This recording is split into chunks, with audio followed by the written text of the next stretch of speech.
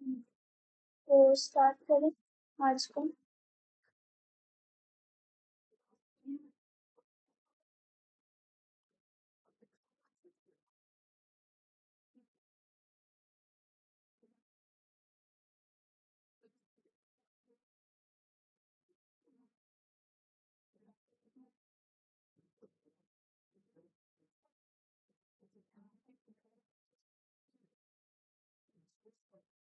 सबको स्क्रीन दिख रही है?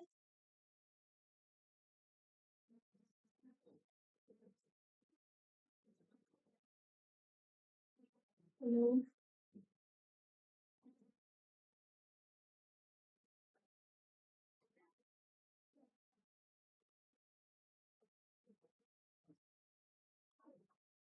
ठीक है, तो आज का जो हमारा टॉपिक है that is STL in C plus plus which is a standard template library.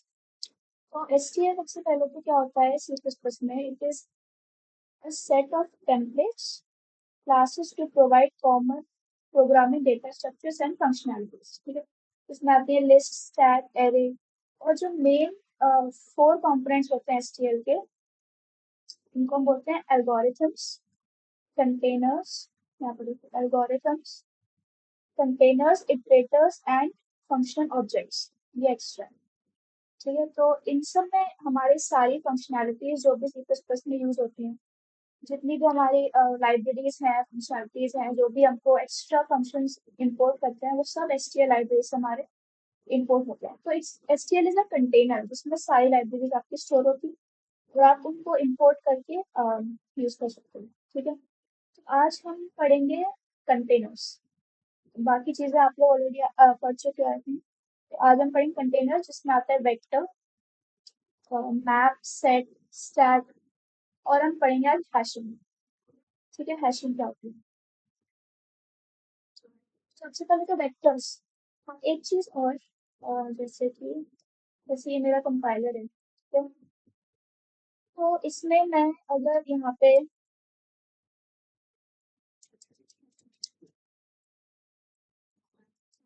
Struct IO stream लिखती हूँ, ठीक है, इससे भी सब कुछ इंपोर्ट हो जाता है। और ये हमारा एक और एक्सटेंशन है, इससे भी हमारी सारी लाइब्रेरीज एक ही बार में इंपोर्ट हो जाती हैं। वरना मैं क्या करूँगी, अगर मुझे स्ट्रिंग अलग से लानी है तो मैं स्ट्रिंग डॉट एच लिखूंगी, फिर मुझे मैथ भी लाना है तो मैथ डॉट एच पी लिखूंगी, है ना? तो ये मैं जितनी बार भी यूज करूंगी तो बार बार मैं इंपोर्ट तो कर नहीं सकती। तो मैं क्या करूंगी, सीधे एक बार में ही इन सबको इंपोर्ट कर लूंगी। तो हमारा जो ये हेडर है, इससे हमारी सारी लाइब्रेरीज एक ही बार में इंपोर्ट हो जाती है। ठीक है, ये आई थिंक आपने पढ़ लिया होगा।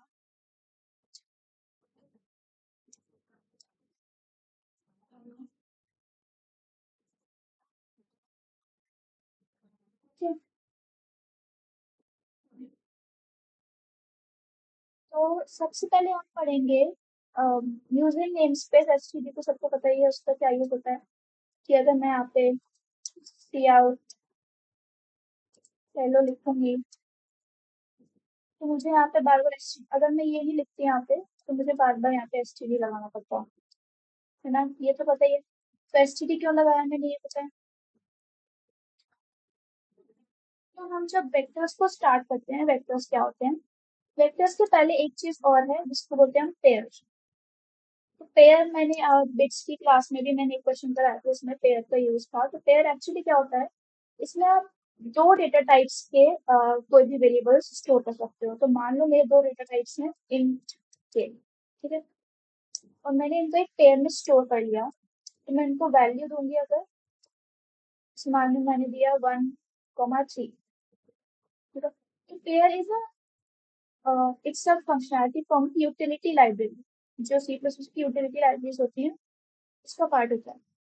तो हम पेयर को ऐसे स्टोर कर सकते हैं, कर्ली ब्रेसेस लगा के और कॉमा लगा के। ठीक है, तो अगर मुझे इसको प्रिंट करना है तो प्रिंट कैसे कराऊंगी? मैं क्या लिखूंगी, पी डॉट, ये वाला जो मेरा एलिमेंट है ये मेरा फर्स्ट एलिमेंट है, और नेक्स्ट वाला कौन सा है, सेकंड। पेयर में सिर्फ दो ही स्टोर कर सकते हैं। तो मैंने किया पी डॉट फर्स्ट, इसको प्रिंट किया, मैंने एक स्पेस दे दिया, और मैंने फिर सेकंड एलिमेंट प्रिंट करना है, मैंने लिखा पी डॉट सेकंड। ये क्लियर है? तो मेरा ये क्या प्रिंट हो जाएंगे, 1 और 3।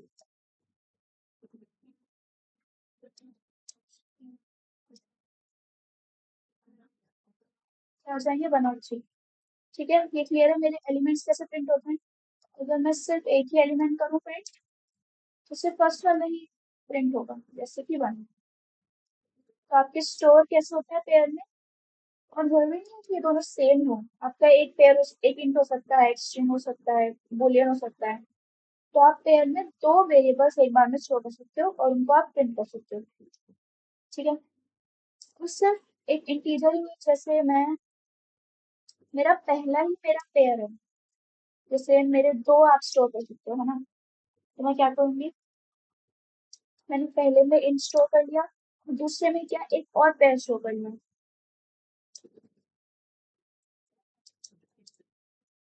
ऐसे प्रिंट कर सकते हो। तो इसमें कैसे स्टोर करूंगी ना, एक और ब्रैकेट लगा के, ऐसे। ठीक है, तो पेयर में तो दो ही हो सकते हैं, लेकिन पहला इसमें इंटीजर है और दूसरा खुद में एक पेयर है, ऐसे। ठीक है, तो मैं अगर प्रिंट कराना चाहूँ, मान लो मुझे ये 2 प्रिंट कराना है, तो मैं कैसे प्रिंट कराऊंगी? टी डॉट फर्स्ट में तो सिर्फ 1 प्रिंट होगा। हम्म, तो मेरे को अगर 2 प्रिंट कराना है, तो मैं क्या लिखूंगी, टी डॉट, ये पूरा मेरा सेकंड है, ये पूरा, यानी कि ये 2 और 3 दोनों मेरे सेकंड एलिमेंट है। तो मैं लिखूंगी उसको टी डॉट सेकंड। तो मुझे सेकंड वाले का फर्स्ट चाहिए या सेकंड वाले का सेकंड चाहिए? मुझे मान लो सेकंड वाले का फर्स्ट चाहिए, तो मैंने आपको किया फर्स्ट। ठीक है, तो मैं इसको प्रिंट करूंगी तो क्या प्रिंट होगा, 1 और 2। ये समझ में आ गया कैसे प्रिंट हुआ?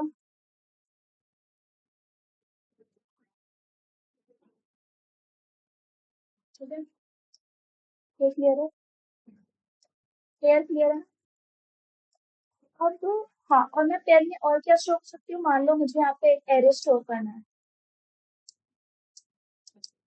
मुझे पेयर का ही एक एरे बनाना है, उसमें बहुत सारे पेयर पेयर हो, एक एरे जिसमें बहुत सारे पेयर्स हो। तो मैं यहाँ पे क्या लिखूंगी,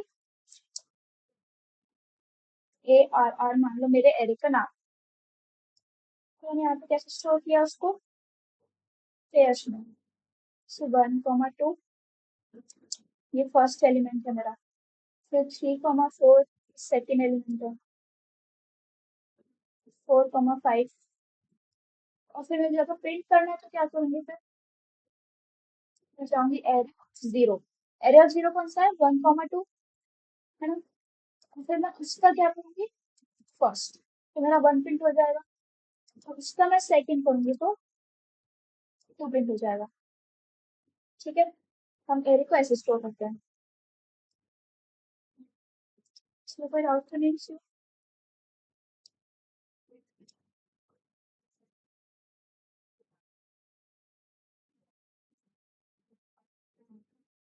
डाउट तो नहीं है? ये क्लियर है ना फिर?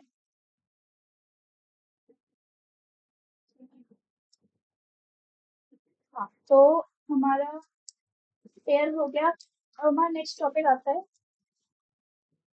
वेक्टर्स। देखो, वेक्टर्स को हमने इंट्रोड्यूस करा ही क्यों, हमारी वेक्टर्स की जरूरत क्यों पड़ी? क्योंकि अगर मैं एक एरे लेती हूँ, मान लो उसमें 5 एलिमेंट्स हैं, तो मुझे इसमें साइज पता है, तो मैं एरे को डिफाइन कर सकती हूँ। लेकिन कई बार क्या होता है कि हमको साइज फिक्स नहीं होता है कि हमको किस साइज का एरे चाहिए, है ना? हमको हमको क्वेश्चन के हिसाब से साइज बदलना पड़ सकता है। तो मैं एन दूंगी तो एन से तो काम चलेगा नहीं, मैं एन दूंगी तो एन से काम चलेगा नहीं, मुझे डिफाइन करना पड़ेगा, है ना? तो मैं क्या करूंगी, वेक्टर को डिफाइन करूंगी। क्योंकि पहली बात तो हम इसका साइज मॉडिफाई, देखो एरे का फिक्स्ड साइज होता है, तो हम इसको मॉडिफाई नहीं कर सकते और हम उसको इंक्रीज नहीं कर सकते। जैसे हमको अगर साइज पता भी है लेकिन हमको उसको बढ़ाना है आगे जाके, या उसको डबल करना है, तो मैं नहीं कर सकती। इसीलिए हम एरे का यूज नहीं करते, और उसका यूज करते हैं कभी कभी वेक्टर का यूज करते हैं। वेक्टर को मैं कैसे डिफाइन करूंगी, मैंने लिखा वेक्टर, मतलब कोई भी डेटा टाइप, तो मेरा इंट है तो मैं इंट लिख दूंगी, और फिर मैं उसका क्या लिखूंगी, नेम। मान लो मेरा नेम है वी, तो ये मैंने इसको डिफाइन कर दिया। ठीक है। अभी इसमें कोई वैल्यू नहीं है, तो इसमें अगर कोई वैल्यू नहीं है तो अभी क्या है, मेरा ये वेक्टर एम्प्टी है। ये मेरा कुछ ऐसा दिखता है, अभी खाली दिखता है। अब मुझे इसमें अगर वैल्यू ऐड करनी है तो मैं क्या करूंगी, वी डॉट पुश। ये मेरा एक फंक्शन होता है जिसमें हम वैल्यू पुश कर सकते हैं। तो मैंने लिखा वन, तो जो है इसकी वैल्यू क्या हो जाएगी, वन। ये ऐसा दिखेगा मेरा। अब एक और तरीका होता है वैल्यू पुश करने का, दैट इज प्लेस बैक। तो आप सोच रहे हो हाँ, इसमें भी सेम चीज होती है।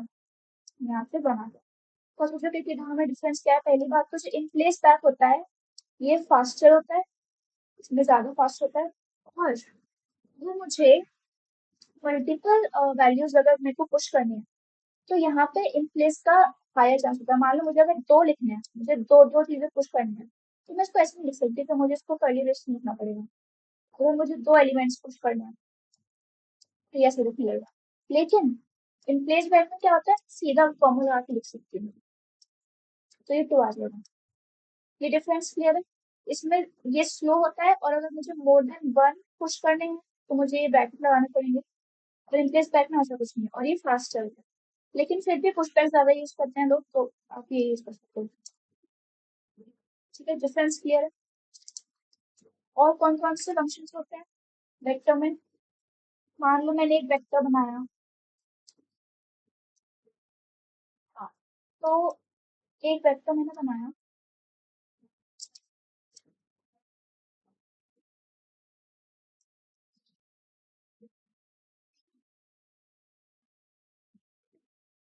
नहीं नहीं, पेयर में नहीं किया था। मैंने सिर्फ मोर देन एलिमेंट्स को ऐड किया है। देखिए मैंने कमेंट लिखा है कि बी की वैल्यू पहले एम्प्टी थी, वन और टू हो गई है, और मुझे थ्री भी ऐड करना है तो मैं थ्री भी ऐड करूंगी, तो ये ऐसा दिखने लगेगा वेक्टर। हाँ, पुश बैक में कर्ली ब्रेसेस रखते हैं, प्लेस बैक में नहीं रखते। बस ये डिफरेंस है। चलो, अब मैंने वेक्टर मान डिफाइन किया, तो मुझे इसमें कुछ वैल्यू देनी है ना। तो मैंने इनिशियलाइज कर दिया 5, 100। तो इसका मतलब क्या होता है कि इसका साइज, पहला वाला जो फील्ड होता है इसमें हमारा साइज होता है, कि उसका साइज क्या होगा, 5। ठीक है। और उन सब में मैंने एक डिफॉल्ट वैल्यू 100 जो है वो स्टोर कर दी। तो मैंने यहाँ पे लिख दी 100।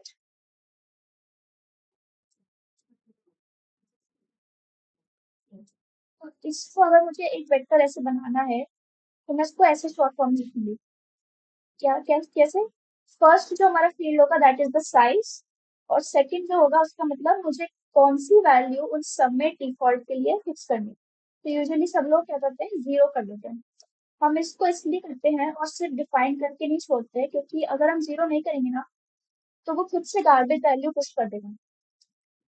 तो काइंड ऑफ कभी कभी आपका रॉन्ग आंसर आ जाता है। ठीक है, तो हम अगर कभी हमको वैल्यू फिक्स नहीं है, सिर्फ साइज फिक्स है, तो हम उसको जीरो से सबको इनिशियलाइज कर देंगे।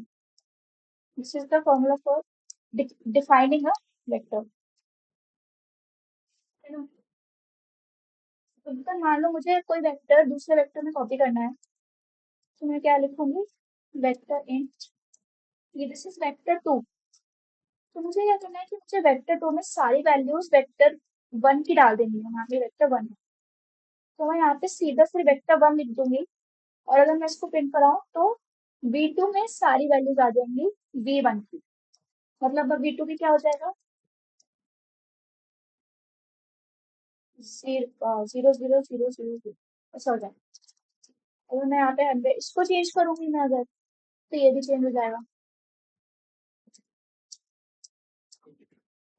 देखिए, अगर मुझे पूरा का पूरा कोई वेक्टर कॉपी करना है तो मैं ऐसे कॉपी करूंगी। नेक्स्ट हमारे कौन क्या फंक्शंस आते हैं।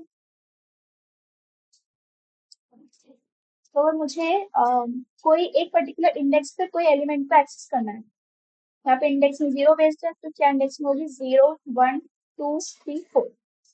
तो मुझे कोई भी इंडेक्स पे एलिमेंट को एक्सेस करना है तो सेम एज एरे। बी अगर 3 में लिखती हूँ तो इसका क्या देगा वो मुझे, 0 1 2 3, मतलब ये वाले, मतलब 12। एक और तरीका होता है एक्सेस करने का, which is b dot at. तो यहाँ पे आप इंडेक्स लिखते हो, लेकिन यूजुअली ये ज्यादा यूज नहीं होता है क्योंकि ऑब्वियसली ये ज्यादा आसान है ना। तो बी डॉट एट ज्यादा कोई यूज नहीं करता है।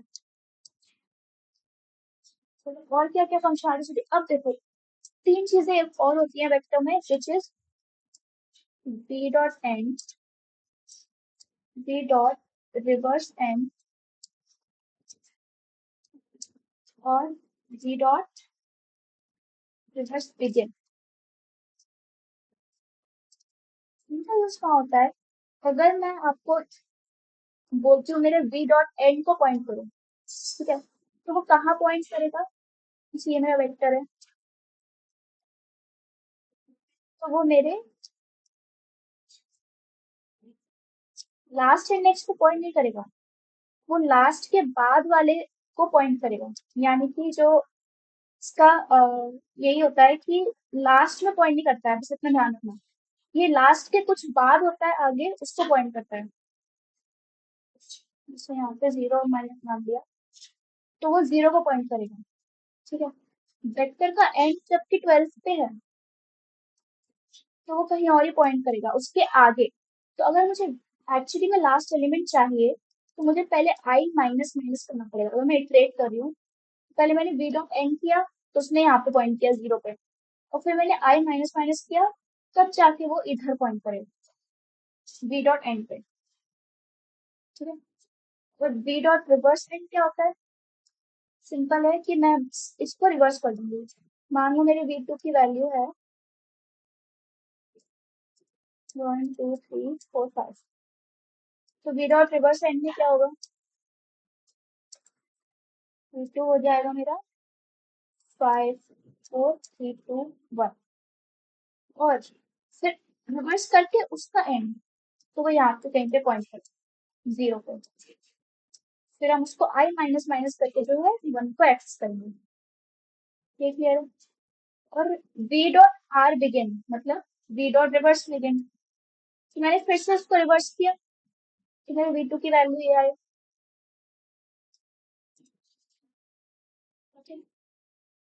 अब ये बिगिन में पॉइंट करेगा, बिगिन में मतलब क्या करता है, वो फर्स्ट एलिमेंट को ही पॉइंट करता है, उसके पहले नहीं कर सकता, तो वो 5 को पॉइंट करेगा।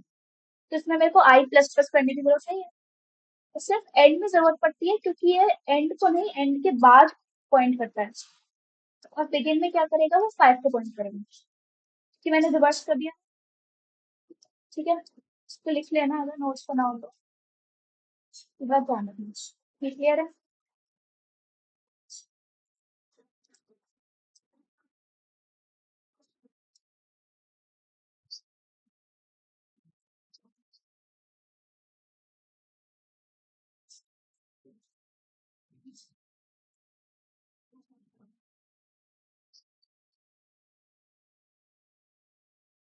मैं बताऊं, देखो मैंने बताया ना कि एंड में वी डॉट एंड में ये लास्ट एलिमेंट को पॉइंट नहीं करता, ये लास्ट के आगे पॉइंट करता है, ठीक है। तो हमको उसको लास्ट में जब लाना होगा, तो पहले हम जैसे हम इटरेट करते हैं ना, जब आई वेक्टर में i equals to 0, i less than size, तो हम जब भी पॉइंट कहीं से तो हम स्टार्ट करेंगे, मान लो हमको पीछे से स्टार्ट करना है, वेक्टर को इटरेट करना है, तो आई की वैल्यू हम अगर इससे इक्वल करते हैं इनिशियलाइज करने के लिए, तो मैं क्या करूंगी, आई तो यहाँ पॉइंट करेगा, तो मेरे को पहले ही आई माइनस माइनस करना पड़ेगा, जिससे वो 5 पे आए पहले, फिर वहां से मेरा इटरेशन चालू होगा पीछे की तरफ, इसलिए पहले हमने आई माइनस माइनस।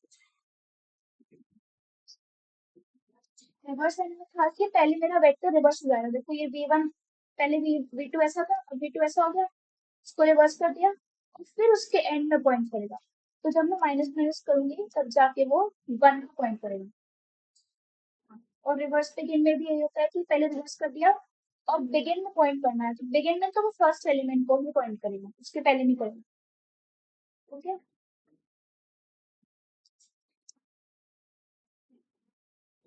हाँ, तो अब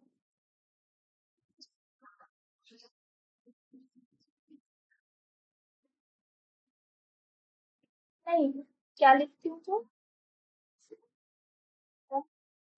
हम्म,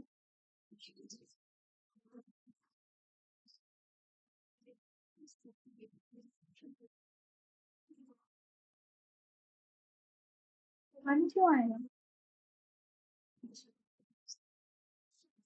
हम्म, हाँ हाँ, लेकिन आई माइनस माइनस करना पड़ेगा, क्योंकि एंड वी डॉट एंड में भी वो आगे ही पॉइंट करेगा, और वी डॉट रिवर्स एंड में भी आगे ही पॉइंट करेगा, दोनों में आपको माइनस करना पड़ेगा। अब सिर्फ एंड देखो, एंड जब भी आता है तो आपको माइनस करना पड़ेगा, बिगिन में नहीं करना पड़ेगा।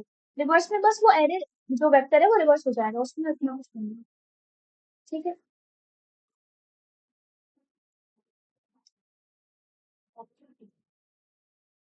तो नेक्स्ट है हमारा कि वेक्टर को प्रिंट कैसे कराएंगे, है ना? तो हम इक्वेशन का यूज करेंगे। तो इक्वेशन वेक्टर में कैसा होता है? वेक्टर इंट,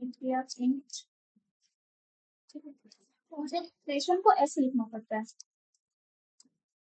इक्वेटर, सॉरी, ये मेरा इक्वेटर है, जिसको मैंने नाम दिया आई टी, और ये कहाँ पे आएगा? वी डॉट, ये बिगिन को पॉइंट करेगा, ठीक है, क्योंकि मेरे को से अगर इक्वेट करना है तो वी डॉट बिगिन को पॉइंट करेगा। और फिर मैं क्या करूंगी, सी आउट। और एक चीज और, जो इक्वेटर होता है वेक्टर में वो हमेशा एड्रेस को पॉइंट करता है, इट्स लाइक अ पॉइंटर। तो अभी मैं अगर सिर्फ सी आउट आई टी कर दूंगी तो वो क्या करेगा, मेरे जो फर्स्ट एलिमेंट है उसके उसको प्रिंट कर देगा, एड्रेस को प्रिंट कर देगा। और यहाँ पे मैं आई टी प्लस प्लस कर दूंगी, है ना? तो वो एड्रेस को प्रिंट करेगा, तो मुझे अगर उसकी वैल्यू चाहिए तो मैं चाहूंगी स्टार आई टी, तो तब मुझे उसकी एड्रेस पे जो वैल्यू है वो प्रिंट होगी। ठीक है, लेकिन अब ये सिंटेक्स जो है वो बहुत ही बड़ा है, इसको बार बार तो कोई लिखेगा नहीं, तो इसका शॉर्टकट क्या है? मैंने लगाया फॉल्ट, इसमें लिखा ऑटो। ऑटो में क्या होता है, सब इंक्लूड हो जाते हैं, तो आपको बार बार वेक्टर इंट इटरेटर ये लिखने की जरूरत नहीं पड़ेगी। इसमें इसमें लिखा था ना, ये पूरा आपको लिखने की जरूरत नहीं पड़ेगी, इसकी जगह आप सिर्फ ऑटो कर सकते हो। ठीक है, तो यहाँ मैंने बिगिन पे पॉइंट किया, और फिर मैंने उसको स्टार लगा के आईटी करके आईटी प्लस प्लस प्रिंट कर दिया, है ना? लेकिन अब स्टार में भी आपको देखा जाए कि मैं स्टार को प्रिंट नहीं कर सकती है वो, तो आप सिंपल एक सिंपल पॉइंटर बनाओगे, तो आपका अगर सबसे शॉर्टकट मैं बताऊं तो ये होगा auto IT.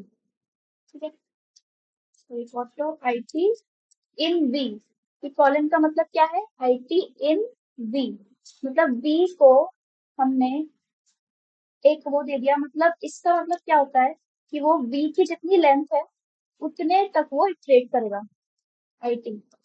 Auto IT, auto में वो इंक्लूड हो गया इटरेशन वगैरह, आईटी मैंने नेम दिया है, और वी क्या है, वेक्टर, जो मुझे वेक्टर के अंदर इटरेशन करना है उसमें ये आईटी इंक्लूड होगा, मतलब उसकी जितनी लेंथ है उतनी। इस वाले में इस केस में ये वैल्यू हो सकती है, तो मैं अगर यहाँ पे सीधा सी आउट आई टू करूंगी ना तो मेरा वो वैल्यू ही देगा। ठीक है, और इसमें मेरे को ये भी डिफाइन नहीं करना पड़ा कि इंटीजर है कि नहीं है, क्योंकि इसने ऑलरेडी वो पकड़ लिया, क्योंकि V1 में मेरा जो डेटा टाइप होगा वो ऑटो जो है वो ऑलरेडी उसको इनहेरिट कर लेगा, और आईटी को भी सेम डेटा टाइप दे देगा। और कॉलन क्या करता है, पूरे V1 को दिख देता है कि मेरे को इतने लेंथ तक इसको ट्रेड करना है, तो इससे मेरा क्या प्रिंट हो जाएगा, आईटी।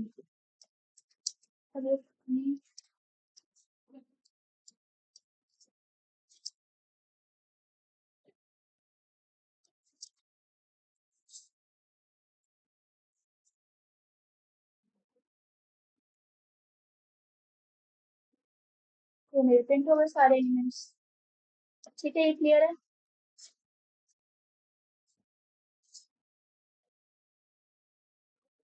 क्लियर है सबको? मेरे को इसमें पॉइंटर चिन्ह लगाना पड़ा क्योंकि मैंने उसकी ही डेटा टाइप उसको इनहेरिट करा दी, तो अब वो पॉइंटर नहीं है। हम्म। और अगर मुझे वेक्टर में से कोई एलिमेंट को रिमूव करना है तो मैं क्या करूंगी, वी डॉट इरेज, और मेरे यहाँ पे इंडेक्स होगा, जो मुझे इंडेक्स पे कोई वैल्यू हटानी है। तो मान लो मेरे को क्या है कि मेरे को ये तीनों ही हटाने हैं, तो क्या मैं बार बार रीड करके इंडेक्स इंडेक्स इंडेक्स ऐसे करूंगी, या फिर मैं लूप लगाऊंगी तो लूप की भी कॉम्प्लेक्सिटी ज्यादा हो जाएगी। तो मैं यहाँ पे क्या कर सकती हूँ, एक तरीका होता है, जैसे मैं स्टार्ट करूंगी, मान लो मुझे ये 12 हटाना है और मुझे ये तीन एलिमेंट्स हटाना है, तो इनका इंडेक्स क्या होगा, 12 12 12 12, ये मेरा है, तो इनका इंडेक्स क्या होगा, 0 1 2 3 4।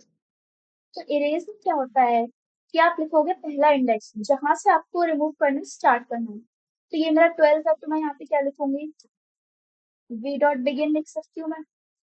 हम्म। और अगर मुझे 12 से स्टार्ट करना है डिलीट करना, तो मैं क्या करूंगी, वी डॉट बिगिन +1, मतलब मैं यहाँ से स्टार्ट करूँ। वी डॉट बिगिन +1 क्या है, ये वाला 12। मैं सीधे 1 भी लिख सकती हूँ बट मैं यूज बता रही हूँ। मैंने यहाँ पे लिखा, और मुझे कहाँ तक करना है, मान लो मुझे ये वाले 12 तक हटाना है, तो मैं यहाँ लिख दूंगी 4।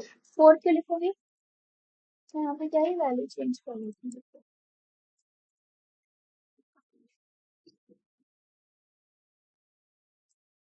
V dot begin +1। अगर मुझे ये सेकंड 2 से स्टार्ट करना, डिलीट करना, फर्स्ट से नहीं करना, तो मैंने यहाँ से लिया वी डॉट बिगिन +1, और मैं फोर्थ इंडेक्स तक जाऊंगी, तो मैंने मान लो लिख दिया वी डॉट बिगिन +4। फिर कहाँ तक क्या, 1 2 3 4। अगर ये इरेज हो जाता है तो मेरा बचता क्या है, मेरा बचेगा 1 और 5, ये मेरे तीनों खत्म हो जाएंगे। और हाँ, 5 इंक्लूड नहीं होगा। तो हमारी इरेज में ये याद रखना, जैसे हमने मैथ्स में पढ़ते थे ना, कि पहला वाला इंक्लूड होगा, जो मैंने पहला वाला लिखा वो वाला इरेज होगा, और दूसरा वाला जो है इंक्लूड नहीं होगा। तो मैं जैसे लिखते थे ना मैथ्स में, तो first is included and second is not included, ऐसे ऐसे याद रखना है इसको। ठीक है, तो जहां को खत्म करना है उसके एक पहले वाला हमारा डिलीट होगा।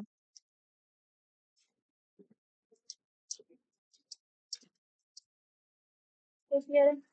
अब हमारा बस थोड़ा सा वेक्टर में और कुछ फंक्शनैलिटी बची है।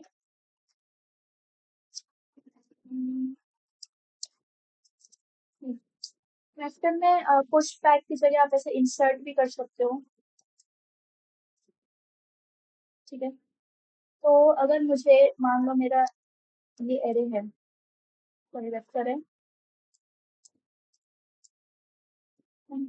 मुझे मान लो इंसर्ट करना है, तो मेरे को पहला मेरा फील्ड होगा तो मेरे को कहाँ इंसर्ट करना है। तो मान लो मैंने लिख दिया वी डॉट बिगिन पे मुझे ऐड करना है, मतलब फर्स्ट इंडेक्स पे मुझे क्या ऐड करना है, मानो मुझे वैल्यू, उसके नीचे वैल्यू, मानो मुझे 300 ऐड करना है, तो इंसर्ट की बात करती है क्या हो जाएगा, 300 फिर 12 12 ऐसे हो जाएगा। ठीक है, मैंने मेरे को कहाँ इंडेक्स, कहाँ मुझे इंसर्ट करना है वो लिखा, और क्या वैल्यू इंसर्ट करनी है फिर वो लिखा। फिर अब इसीलिए वेक्टर में ये फायदा होता है कि आपका साइज जो है वो डायनामिक होता है, तो आपका साइज इंक्रीज हो सकता है। तो आपका ये 12 जो है वो फटेगा नहीं, इसके पहले हमारा 300 ऐड हो जाएगा। हमारा मुझे मल्टीपल ऐड करने हैं, तो मैं क्या कहूंगी, मान लो मुझे बीच में ये 300 के बाद और 12 के पहले मुझे यहाँ पे इंसर्ट करना है, तो मैंने ये किया वी डॉट बिगिन +1, 300 के बाद इधर पॉइंट करेगा, मुझे इधर क्या ऐड करना है, मान लो मुझे दो एलिमेंट्स ऐड करने हैं, तो पहला मेरा क्या होगा, 2, मतलब मुझे नंबर ऑफ एलिमेंट्स कितने ऐड करने हैं, और फिर मुझे उनकी वैल्यू मतलब 3, मान लो मैंने 3 लिख दी, तो मैं मेरे दो प्रिंट हो जाएंगे क्या, 3, और कौन से इंडेक्स पे, तो ये क्या हो जाएगा, 300 तो था, मेरे कितने नंबर ऑफ एलिमेंट्स ऐड करने हैं मुझे, 2, हो जाएगा 3 3। ओके बात चल, ये क्लियर है।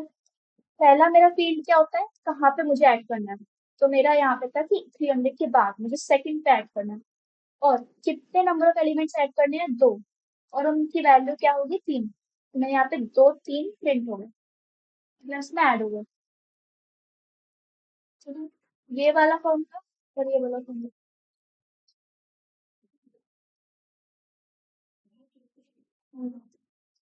वो तो हमको अलग ही करना पड़ेगा इस मेथड से, अगर सेम है तो आप ऐसे कर सकते हो, ठीक है। तो फिर हाँ, तो और अगर कई बार कंडीशंस हमको चेक करनी होती है कि वी का साइज क्या है, तो हमारा सिंपल, ये तो आप हमें एरे जैसे ही सेम है, तो हम लिखेंगे वी डॉट साइज, उसका साइज आ जाएगा, ठीक है। और होते हैं वी डॉट एम्प्टी, इससे हमारा चेक होता है कि ये खाली है कि नहीं है, तो इसमें क्या रिटर्न करता है, ये बूलियन रिटर्न करता है, ट्रू या फॉल्स, ट्रू है मतलब खाली है, फॉल्स मतलब खाली नहीं है। एक और होता है वी डॉट पॉप बैक, इसमें क्या होता है कि आपका लास्ट एलिमेंट जो है वो डिलीट हो जाता है पॉप में, मतलब ऐसे आपने स्टैक वगैरह नहीं पढ़ा था, उसमें भी सेम तरीका होता है कि आप पॉप बैक करते हो ना, जैसे पुश करते हो तो इसके आगे मेरा ऐड हो जाएगा, ऐसे ही आप पॉप करोगे तो लास्ट एलिमेंट जो है वो मेरा डिलीट हो जाता है, ठीक है। तो ये हमारे इटरेशन में काफी काम आता है। अगर आपको सारे ही एलिमेंट डिलीट करने हैं तो मैं क्या कर दूंगी, वी डॉट क्लियर, तो मेरे सारे जीरो हो जाएंगे, फिर ये क्या हो जाएगा, पूरा जीरो, ठीक है, वी डॉट क्लियर से वो पूरा खाली हो जाएगा। बस इतने ही आपके जो मेन जो वेक्टर में जो होते हैं सारे फंक्शंस, ये आपके काम आते हैं, ठीक है। अभी तक वेक्टर में से किसी और डाउट है, वेक्टर हमारा कंप्लीट हो गया। इसमें कुछ क्वेश्चंस तो मैं ऐसे करा नहीं सकती क्योंकि इसमें इंक्लूडेड होते हैं ना बहुत कॉन्सेप्ट्स, ठीक है। तो अभी हमारा क्या हो गया, ये हमारा वेक्टर था, है ना, मैंने देखिए साइज, ये सब तो ये भी साइज ही होता है, capacity, empty reserve front back ये भी सेम ही है, push back pop insert erase clear.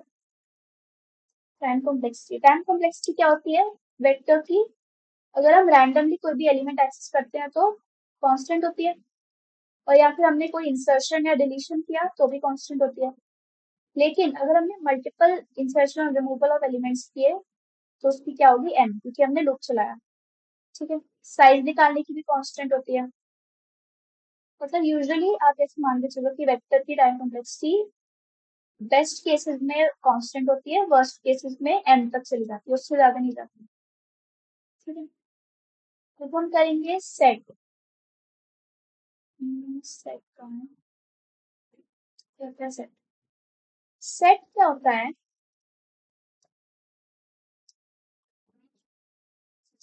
Set हमारा क्या, हमारी चीजें स्टोर करता है, वो भी एक कंटेनर है, बट इसमें डिफरेंस क्या है कि वो कैसी वैल्यू स्टोर करता है, यूनिक वैल्यू स्टोर करता है, ठीक है, यूनिक वैल्यू स्टोर करता है और ऑर्डर्ड में स्टोर करता है, मतलब एक ऑर्डर में वो हमेशा सॉर्टेड रहता है, सेट में अगर आप वैल्यूज रैंडमली ऐसे ऐड करते रहोगे तो वो स्टोर हमेशा सॉर्टेड ही होगी, ठीक है, भले ही आपका ऑर्डर ऐड करने का अलग हो, लेकिन वो सॉर्टेड ही हमेशा स्टोर होता है उसमें।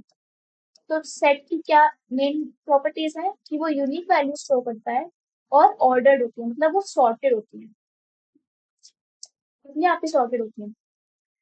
तो मान लो मैं इसको डिफाइन कैसे करूंगी, मेरा सेट है इंटीजर का मान, बस ऐसे डिफाइन हो गया, और मैं इसको नाम दे दूंगी, जैसे मैंने दे दिया नाम सेट, तो अभी ये मेरा एम्प्टी सेट जो है इनिशियलाइज हो गया, सॉरी डिक्लेयर हो गया, ठीक है। और मुझे इसमें मान लो कोई वैल्यू ऐड करनी है, तो मैं कैसे ऐड करूंगी, सेट डॉट इंसर्ट, मैंने किया 1, मान लो सेट में, सॉरी एस टी आएगा, है ना, तो इसमें मेरा क्या स्टोर हो जाएगा? वन स्टोर हो जाएगा। मान लो मैंने, और इसमें इंसर्ट करने का एक और तरीका होता है, s t dot in place same as vector, मैंने यहाँ पे टू स्टोर किया, तो ये क्या बन गया? 1, 2 मेरा सेट ये बन गया। अब लेकिन अगर मैं दोबारा से इसमें अगर टू स्टोर करूँ, तो क्या ये स्टोर होगा? ये स्टोर नहीं होगा। वो स्टोर ही नहीं होगा, मेरा टू ही रहेगा, इतना ही रहेगा सेट, क्योंकि मैं ऑलरेडी टू को जो है ऐड कर चुकी हूँ। क्यों? तो उसमें यूनिक वैल्यूज होती है, इसलिए मेरा जो है टू ऐड नहीं होगा। एक और, मानो मैंने ऐड किया 4, फिर हो गया 1, 2, 4, है ना? फिर मैंने ऐड किया 3,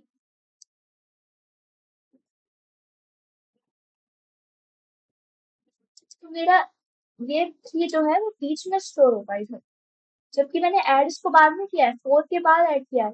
लेकिन सिंस इसे सॉर्टेड भी स्टोर करता है, इसलिए ये 2 के बाद और 4 के पहले स्टोर हो जाएगा। ठीक है, ये क्लियर है कि यूनिक वैल्यू स्टोर करता है और सॉर्टेड। यूनिक इसलिए मैंने इसको ऐड किया, ये ऐड नहीं हुआ, और इंसर्ट इसलिए मैंने जब 4 के बाद 3 किया तब भी वो 4 के पहले स्टोर हुआ। ये क्लियर है? सेट में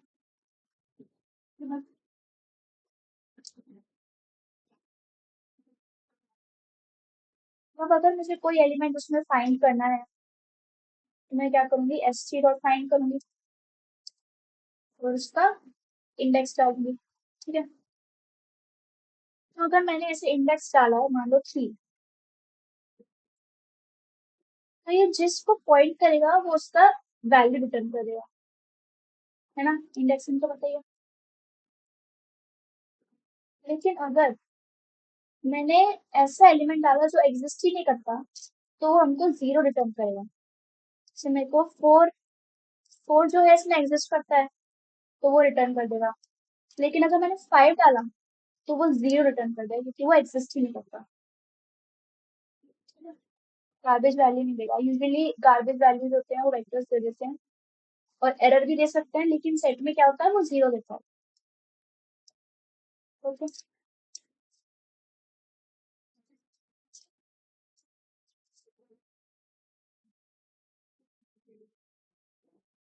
हाँ, एलिमेंट को फाइंड। ठीक है,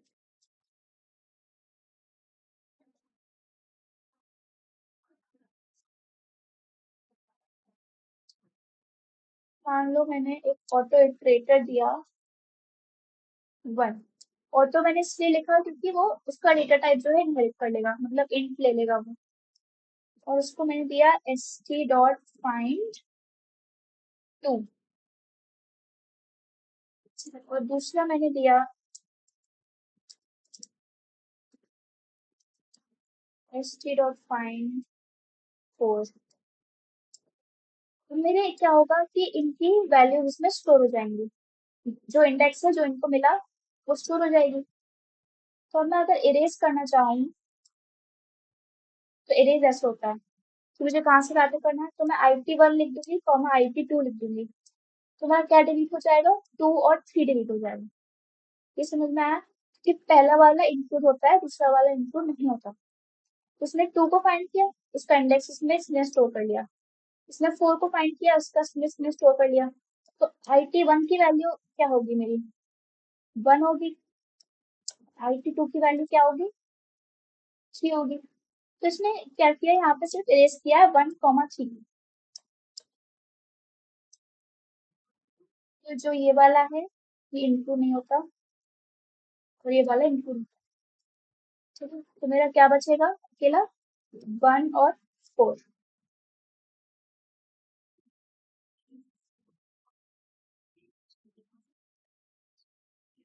तो मैंने एस टी डॉट फाइंड किया है ना, मैं सीधा सीधा वैल्यू नहीं लिखी, मैंने उसको फाइंड किया, फिर उसमें IT की वैल्यू स्टोर करी।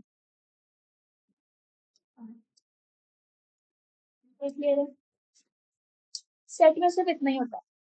तो सेट में आप टाइम कॉम्प्लेक्सिटी याद रखना, क्या होती है सेट की? नेक्स्ट केसेस में होती है लॉग इन। ठीक है, क्योंकि लॉग इन इसलिए होती है क्योंकि आप सोचो कि आपने तो ऐसे ही उसको किसी भी ऑर्डर में आपने स्टोर करने को दे दिया, लेकिन ये सिर्फ सॉर्टेड में ही स्टोर करता है। तो इसका मतलब क्या है कि वो बैकएंड पे जाके अपने आप हमको बिना बताया वो सॉर्टिंग परफॉर्म कर रहा है आपके ये एरे पे। वो सॉर्टिंग परफॉर्म कर रहा है, तो सॉर्टिंग की सबसे मिनिमम जो कॉम्प्लेक्सिटी होती है वो लॉग इन होती है ना। तो इसीलिए हमारी टाइम कॉम्प्लेक्सिटी लॉग इन आ जाती है, क्योंकि वो सॉर्टिंग इसमें परफॉर्म हो रही है, क्योंकि वो सॉर्टेड ही स्टोर करता है इसीलिए। सारे ऑपरेशंस के लिए लॉग इन होती है, कोई फर्क नहीं पड़ता क्योंकि सॉर्टिंग तो अलग होगी। Clear? और एक कॉन्सेप्ट और आता है सेट के अंदर, विच इज मल्टी सेट।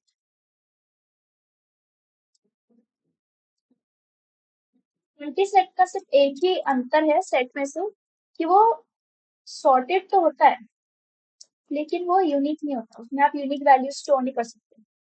उसमें आप मल्टीपल सेम वैल्यूज भी हैं उसमें वो स्टोर कर सकते हो, तो नॉट यूनिक आप स्टोर कर सकते हो। ठीक है, that is a multi set. तो इसको भी अगर मैं डिफाइन करूँ, मैंने लिख दिया इंट, मैंने इसको दे दिया ms, नाम दे दिया। तो ये अभी एम्प्टी है, तो मुझे मान लो इसमें पुश करना है, तो इंसर्ट मैंने किया 1, तो इसमें ये 1 आ जाएगा। अब मैंने मान लो दोबारा 1 किया, तो अब ये स्टोर कर लेगा। ठीक है, मैंने मान लो 0 इंसर्ट किया, तो ये सॉर्टेड तो होता है, फिर क्या करेगा 0 1 1 ऐसे स्टोर कर लेगा। ठीक है, तो लेकिन इसमें एक प्रॉब्लम क्या होती है, अगर मैं मुझे कोई एक एलिमेंट इरेज करना है, मान लो मैंने कहा ms.erase 1, तो ये क्या करेगा, ये दोनों ही 1 हटा देगा, क्योंकि वो पहले 1 को फाइंड करेगा सेट में, इसको 2 1 मिले, तो ये क्या करेगा दोनों को ही हटा देगा। तो मुझे तो एक ही हटाना था, तो उसने दोनों हटा दिए। तो मेरे को अगर एक ही हटाना है तो इसमें प्रॉब्लम होती है, इसलिए अपन मल्टी सेट का यूज नहीं करते। ठीक है, अगर मुझे मल्टीपल हटाना है तो तब तो मैं यूज कर सकती हूँ इसका, कि मुझे एक बार में सारी हटा दूं, तो मैं मल्टी सेट का यूज करूंगी, वरना मैं नहीं करूंगी।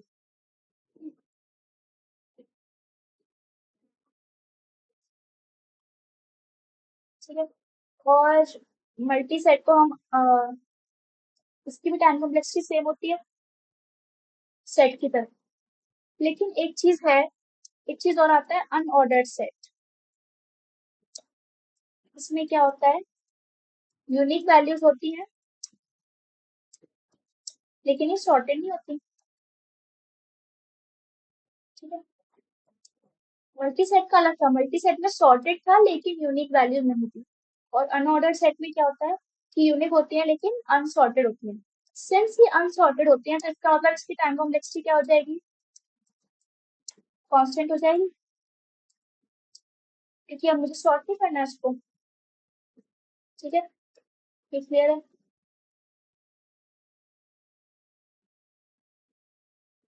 तो इसलिए अगर हमारी सॉर्टेड रिक्वायर्ड नहीं है तो हम अनऑर्डर्ड का यूज करते हैं, क्योंकि इसकी टाइम कॉम्प्लेक्सिटी कांस्टेंट होती है। ठीक है,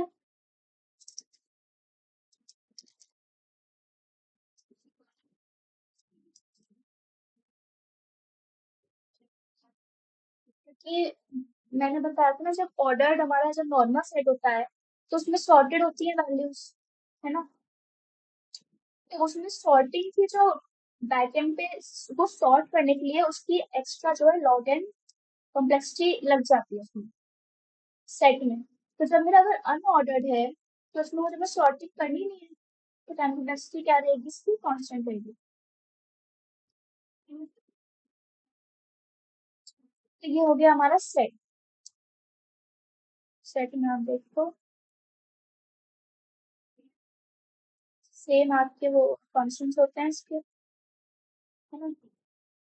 अनऑर्डर्ड सेट भी हो गया, ये डिफरेंस थ्योरी के लिए आप डिफरेंस पढ़ लेंगे।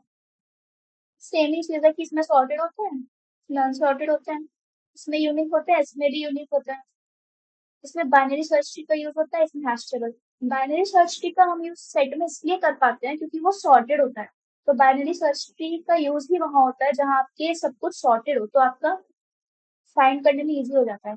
लेकिन इसमें सॉर्टेड नहीं होता, तो क्या करेंगे, हैश टैग का यूज करेंगे। ठीक है। इसमें more than one elements can be erased. इसमें हमें इसको इटरेटर लगाना पड़ता है। और ये हमारा इसका डिफाइन का टाइप है। इसमें सिर्फ सेट होता है, इसमें अनऑर्डर्ड और सेट।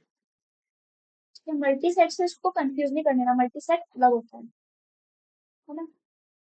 ये मेरे टाइम इंडस्ट्री साइड लिखी हुई है। देखो ये सेट की है, लॉगिन लॉगिन लॉगिन। और ये अनऑर्डर्ड की है, देखो 111, है ना। अब आते हैं हमारे मैप। मैप क्या होता है? मैप्स आर एसोसिएटिव कंटेनर्स जिनका यूज होता है की वैल्यू पेयर को स्टोर करने में। जैसे मान लो, मतलब एक क्लास है, ठीक है, उसमें दो सेम नाम के लड़के हैं, तो मैं उनको डिस्टिंग्विश कैसे करूंगी? उनके रोल नंबर की बेसिस पे डिस्टिंग्विश करूंगी। मान लो उनका सरनेम भी सेम है। तो मैप में यही होता है। मैप में क्या होता है, आप की वैल्यू पे स्टोर करते हो, जिसमें जो की होती है वो यूनिक होती है, और जो वैल्यू होती है वो यूनिक नहीं होती, वो कुछ भी हो सकती है। तो मतलब ये है ना कि रोल नंबर सबका यूनिक होता है, किसी का रोल नंबर मैच नहीं करता, भले ही नेम मैच करता हो। तो अगर मुझे किसी को जिसकी सेम वैल्यू है उसको एक्सेस करना है, तो मैं उसकी की का यूज करूंगी, क्योंकि उसकी की हमेशा यूनिक होती है। ठीक है। तो मैप मेरा क्या शो करता है, की वैल्यू पे। मैंने डिफाइन किया मैप। मैंने डेटा टाइप लिखा, मान लो मेरे डेटा टाइप का इंटीजर इंटीजर, और मैंने इसको नाम दिया एम्प्टी, यानी कि मैप। तो मैं क्या करूंगी, अगर मुझे किसी की पर एक पर्टिकुलर वैल्यू को स्टोर करना है, तो मेरी की क्या होगी, 1। मान लो मेरी की 1 है, उसको मुझे स्टोर करना है 2। तो ये स्टोर कैसे करता है, ये मेरा मैप है पूरा। उसमें पहला एलिमेंट होगा इसकी की, इसकी वैल्यू। ये मेरा पहला एलिमेंट होगा, इसकी की और इसकी वैल्यू। ठीक है। की और इंडेक्स सेम नहीं होते हैं, की और इंडेक्स अलग होते हैं। पहली बात तो की जो होती है वो 1 से ही स्टार्ट होती है, और की जो होती है वो कुछ भी हो सकती है। यहाँ पे मैं स्ट्रिंग भी ले लूँ ना अगर, तो मान लो मेरे स्ट्रिंग में मैंने लिख दिया हेलो नाम का मेरा 2 है, तो यहाँ पे हेलो और कॉमा 2 स्टोर हो जाएगा। मेरी की क्या है, हेलो, और उसकी वैल्यू क्या है, 2। मेरी की और वैल्यू कुछ भी हो सकती है, तो उसको इंडेक्स मत मान लेना। ठीक है।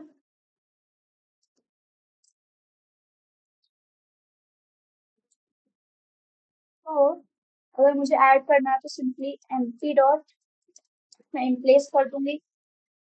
ठीक है। इसमें मेरे कर्ली ब्रेसेस लिखते हैं 2,3 मैंने किया, तो की मेरी 2 है और वैल्यू उसकी क्या है, 3। इंसर्ट में भी मेरे सेम होता है, इसमें दोनों में ही कर्ली ब्रेसेस लगते हैं। ठीक है। वेक्टर में इन प्लेस में कर्ली ब्रेसेस नहीं लगते थे। तो फिर हमारा ये स्टोर कैसे करेगा, ये भी क्लियर है। और अगर मैं मैप में भी पेयर दूं एक, मान लो मैंने की दे दी उसकी इंटीजर, और उसकी जो वैल्यू है वो एक खुद का पेयर है, तो मैं ऐसे भी इसको दे सकती हूँ। ठीक है। ये इसकी की हो गई, और ये पेयर उसकी वैल्यू हो गई। फिर कैसे स्टोर करेगा, पहला एलिमेंट 1, तो इसकी की मान लो, और दूसरा हो गया 2,3, तो ये इसकी वैल्यू होगी। तो आगे भी इसी टाइप से स्टोर करेगा।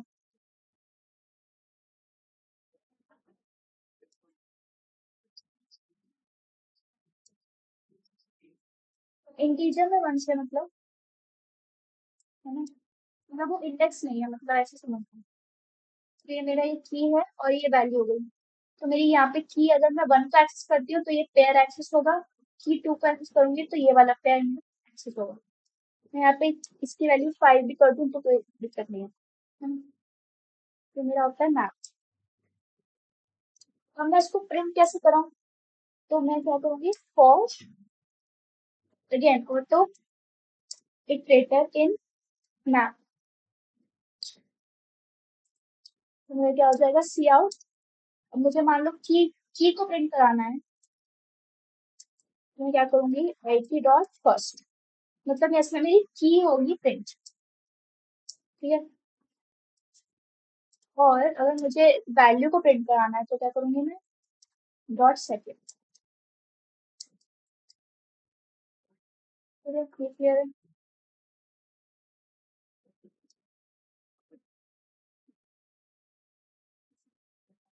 मैं इसको लिख के दिखा देती हूँ।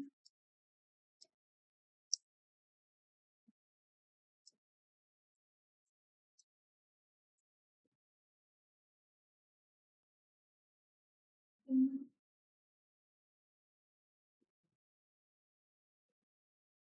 मेरा पहले एलिमेंट हो गया, फिर मेरा सेकेंड एलिमेंट हो गया।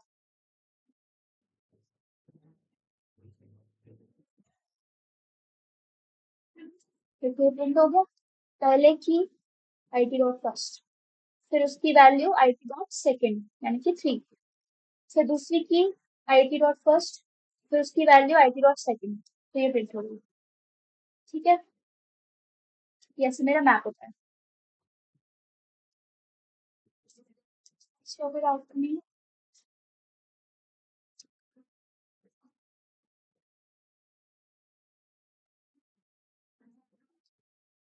है ना। और मेरा क्या होता है, मान लो मेरे को सी आउट करना है एक पर्टिकुलर वैल्यू, मतलब मेरे की वैल्यू मान लो 2 है, तो मैंने की वैल्यू दी तो वो मुझे क्या प्रिंट करके देगा, 3। ठीक है। तो अगर मैं कोई ऐसा की डाल देती हूँ जो जिसकी वैल्यू एग्जिस्ट ही नहीं करती है, मान लो मैंने 5 डाल दिया, तो 5 ऐसी कोई की है ही नहीं या ऐसा कोई वैल्यू है ही नहीं, तो मेरा क्या दे देगा मुझे, 0। ठीक है, गार्बेज वैल्यू में देगा वो मुझे, 0 दे देगा। क्योंकि बहुत सी कीज है जिनमें ऑलरेडी आपका 0 जो है वो आपका उसमें हमेशा रहता है, तो जब तक आप उसको वैल्यू नहीं देते ना तब तक वो 0 रहता है। तो अगर कोई मेरी की एग्जिस्ट नहीं करती है तो उसकी वैल्यू मुझे क्या देगा, 0। ठीक है।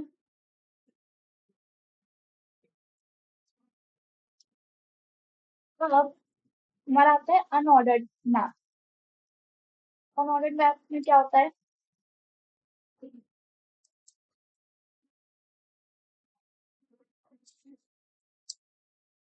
अच्छा हाँ मैं ये बताना भूल गई, मैप में भी सॉर्टेड वैल्यूज स्टोर होती हैं हमेशा, इसमें भी सॉर्टेड स्टोर होती है, तो इसकी टाइम कॉम्प्लेक्सिटी क्या हो जाएगी, लॉग इन हो जाएगी। है ना। तो अनऑर्डर्ड मैप में सिंपल अनसॉर्टेड होते हैं, तो इसकी टाइम कॉम्प्लेक्सिटी क्या हो जाएगी, 1, ओ ऑफ 1। क्या है, ओ ऑफ लॉग एन।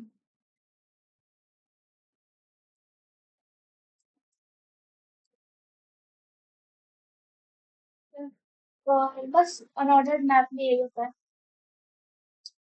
तो ये था हमारा मैप। मैप का सिर्फ यही होता है कि की वैल्यू पे स्टोर करता है सॉर्टेड में, यानी कि 3 पहले स्टोर होगा और 5 बाद में स्टोर होगा, वैल्यू सॉर्ट रहती है और की भी सॉर्टेड रहती है। है ना? तो अगर मैं इसको बाद में लिखूं, अगर इसको, तो ये स्टोर कैसे होगा, ये ऑटोमेटिकली इसके पहले स्टोर हो जाएगा। ठीक है, क्योंकि मेरी जो है की जो होती है वो सॉर्टेड रहती है।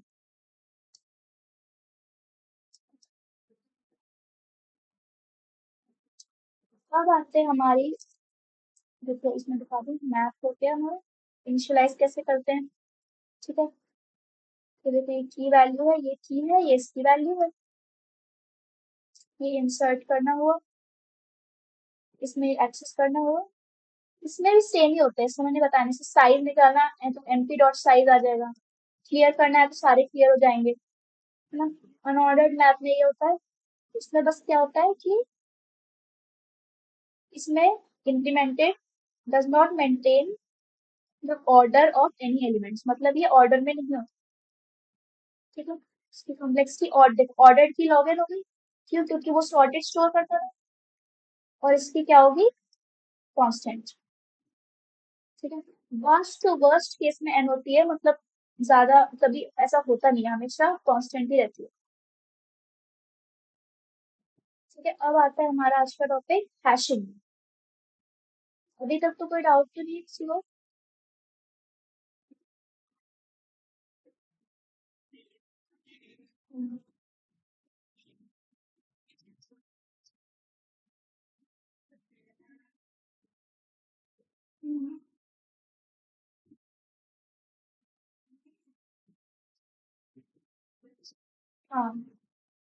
पहले वाला की फर्स्ट की तो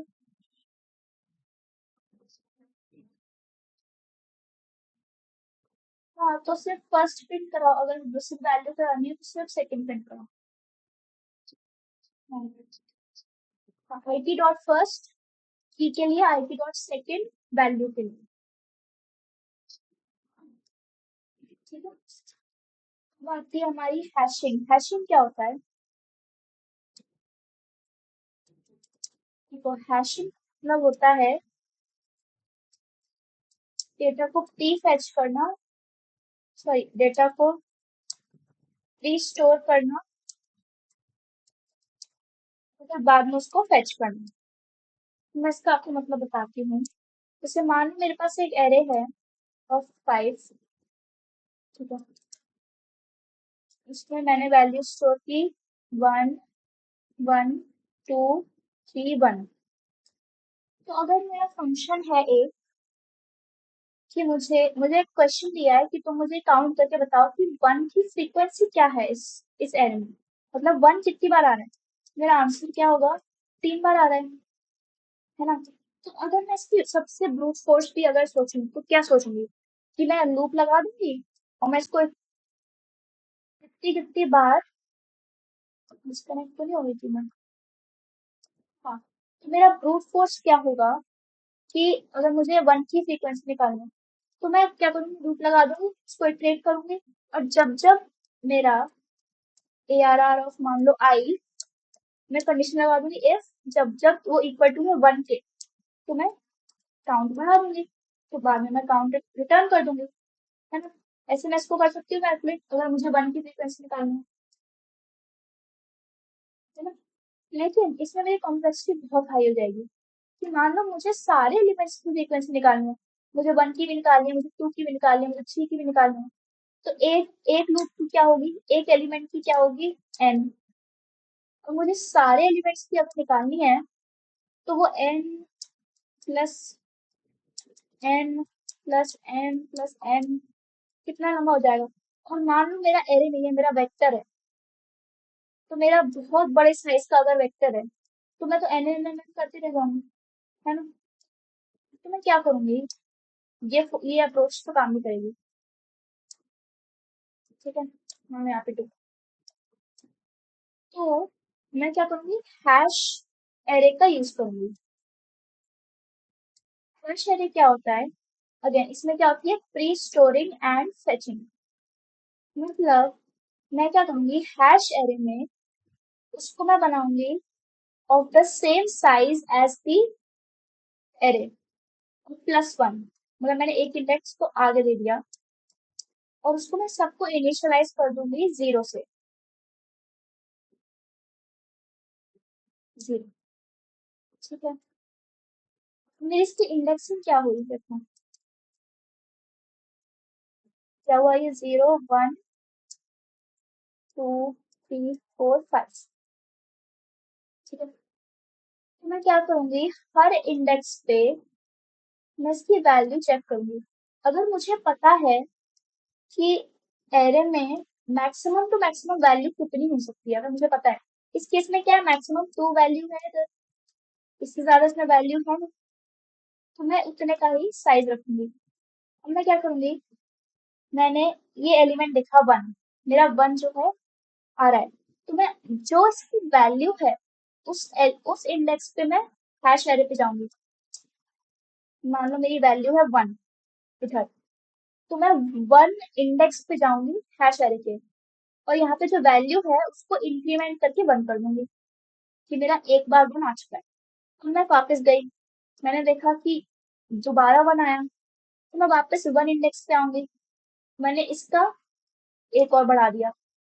ठीक है। अब मैं आई 2 पे, तो 2 से मैं 2 इंडेक्स पे गई, मैंने यहाँ पे कर दिया 1। हर बार एक एक बार बढ़ाती जा रही हूँ। फिर मैं आई 2 पे, मैंने सिर्फ एक ही लूप चलाया है अभी तक, ये मेरा सिंगल लूप चल रहा है। अब मैं आई फिर से 2 पे, तो ये फिर से इस इंडेक्स पे आएगा, फिर से इसकी वैल्यू कर देगा 2। अब मैं फिर आगे गई, मैंने फिर से 1 देखा, तो फिर से ये 1 इंडेक्स पे आएगा और इसकी वैल्यू कर देगा 3। तो क्या ये मेरी फ्रीक्वेंसी स्टोर नहीं हो गई हर एलिमेंट की? 1 कितनी बार आया है, 3 बार, मेरा ये स्टोर हो गया। टू कितनी बार आया है? 2 बार, मेरा ये स्टोर हो गया। 0, 3, 4, 5 एक भी बार स्टोर नहीं हुआ, तो इनकी क्या है फ्रीक्वेंसी? 0। तो अगर मैं हैश एरे के ही एलिमेंट्स को प्रिंट कर दूंगी, तो क्या ये इन सबकी फ्रीक्वेंसी नहीं है एक ही बार में? सोचो, मैंने ये कैसे किया? जो मेरी वैल्यू है उस इंडेक्स पे गई मैं, और फिर मैंने उसकी वैल्यू 1 से बढ़ा दी। फिर मेरा जो वैल्यू आया आगे चल के, फिर मैं उस इंडेक्स पे गई, फिर उसकी वैल्यू मैंने 1 से बढ़ा दी। तो मेरी सारी फ्रिक्वेंसी जो है एक बार में ही स्टोर हो गई। तो ये क्या है? मेरा प्री स्टोरिंग वाला पार्ट। अब मैं इसको फेच करूंगी, मतलब इस हैश एरे को अगर मैं प्रिंट करवा दूं, मतलब इसको फेच करके उसको प्रिंट करवा दूं, तो मेरी सारी फ्रीक्वेंसीज एक बार में प्रिंट हो जाएंगी। इसको मैं आपको करके दिखा देती हूँ एक बार। 4, मान लो मैंने एक इंट एन लिया, और मैंने इनपुट लिया एन, मतलब मेरे एरे का साइज कितना है। ठीक है, मैंने एक लूप लगाया,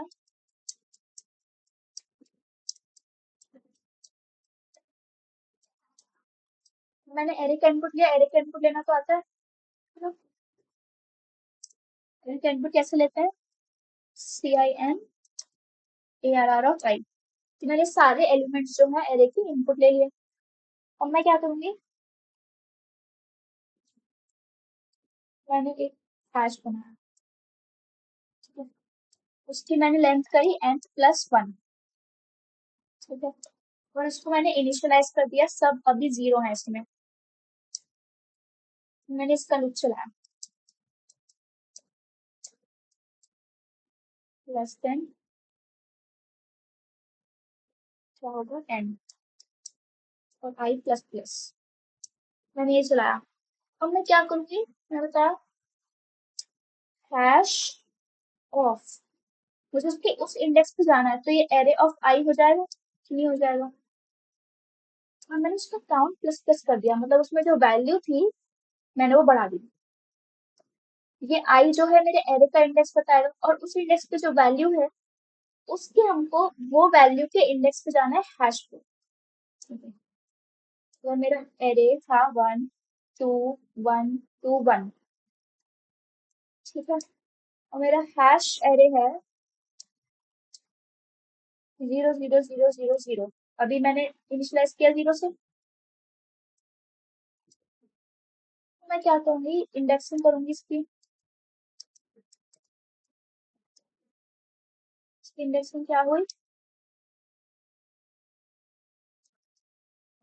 0 1 2 3 4, ये हुई इंडेक्सिंग। तो मैं उस एरे के एलिमेंट पे जा रही हूँ, और फिर वो एलिमेंट जो है उसको मैं इंडेक्स बनाऊंगी हैश का। उसी इंडेक्स पे जाऊंगी और उसकी वैल्यू इंक्रीमेंट कर दूंगी। फिर मैं 2 पे गई, फिर मैंने 2 नोट किया एज एन इंडेक्स, तो मैं इसके उसी इंडेक्स पे गई और उसकी वैल्यू मैंने 1 कर दी। फिर मैं आगे बढ़ी, मेरा 1 आया, फिर से मैं 1 इंडेक्स पे जाऊंगी, फिर इसकी वैल्यू बढ़ा के मैंने 2 कर दी।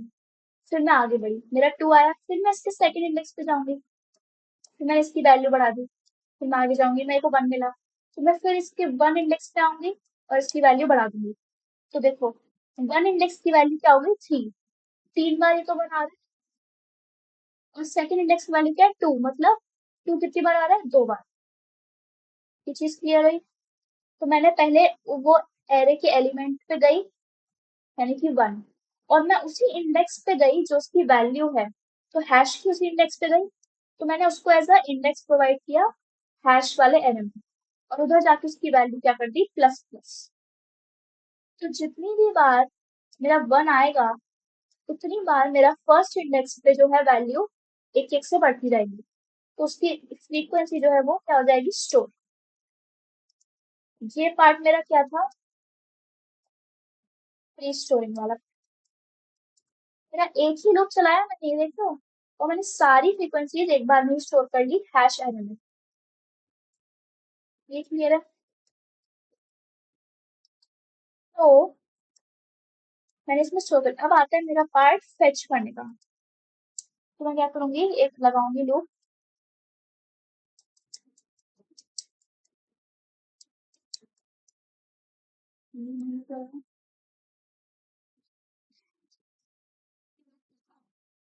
क्योंकि देखो, मेरे जो मेरा ये जो मैंने इसलिए बनाया था क्योंकि एक एक्स्ट्रा वैल्यू होती है, क्योंकि हमारी इंडेक्सिंग 0 से स्टार्ट होगी ना, और मान लो एरे में कोई एलिमेंट 0 से स्टार्ट नहीं हुआ हो, तो उसके साइज से एक ज्यादा साइज हम लेके चलते हैं, क्योंकि हमारे हमारी इंडेक्सिंग 0 से होती है, वो कंपलसरी है, लेकिन वैल्यू हमेशा 0 से स्टार्ट हो वो कंपलसरी नहीं होता।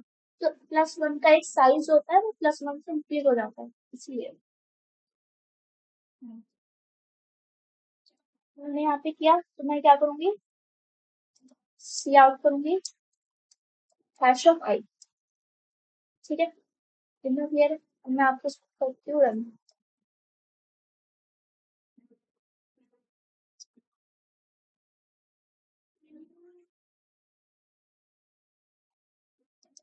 Sorry, CIN। और क्या हुआ, CIN का ब्रैकेट डालो। ठीक है, तो अब सबसे पहले क्या आता है मेरा, लेंथ, मतलब मेरी एरे की लेंथ कितनी है, मान लो मैंने लिखी 4।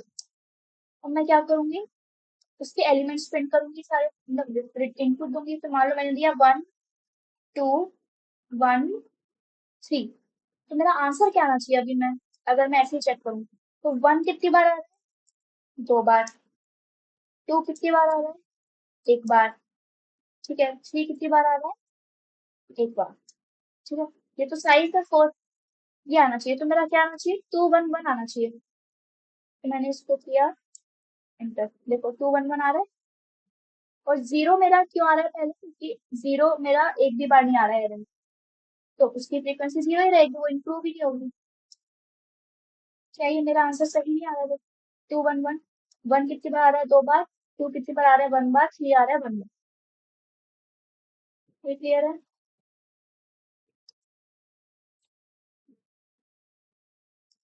इससे कोई डाउट तो नहीं है इस क्वेश्चन में, मैं दोबारा बताऊं।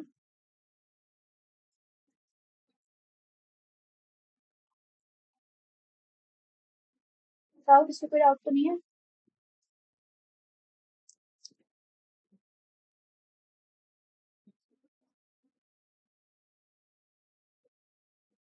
नहीं है, ठीक है।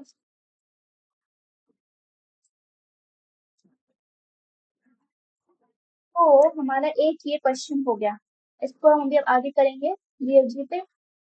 एक ये हमारा क्वेश्चन हो गया कि हमको फ्रीक्वेंसी एक एरे की रिटर्न करनी है, तो मैंने इसको हैश एरे का यूज करके कर लिया।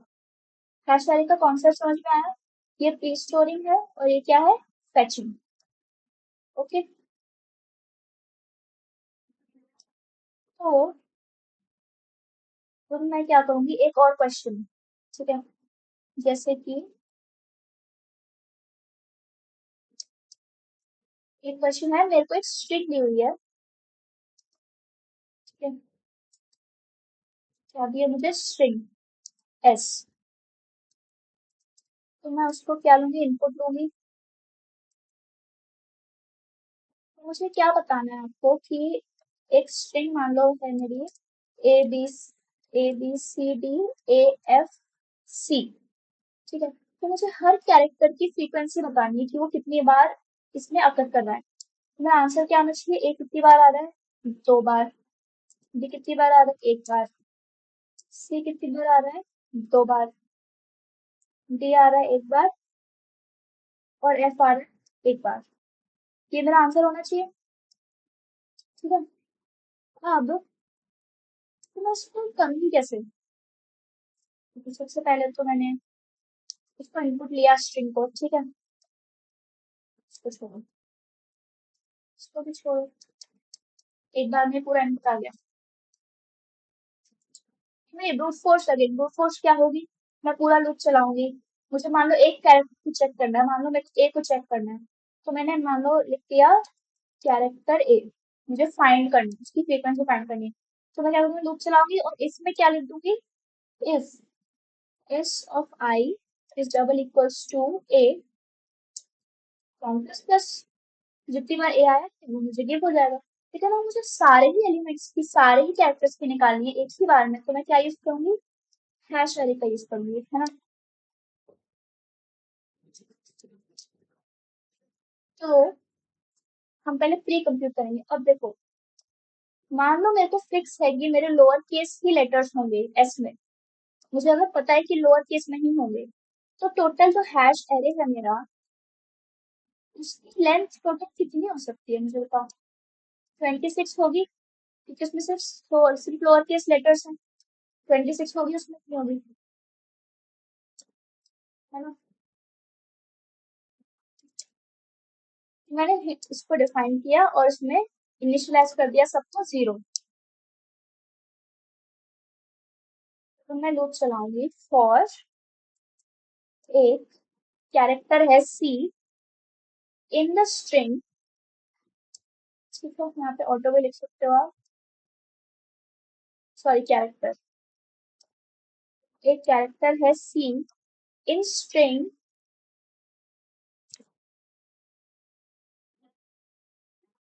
मैं उसको चेक करूंगी if s is s of I is double equals to c, तो मैं उसको प्रिंट काउंट करा दूंगी। लेकिन हैशिंग का यूज करके क्या करूंगी मैं,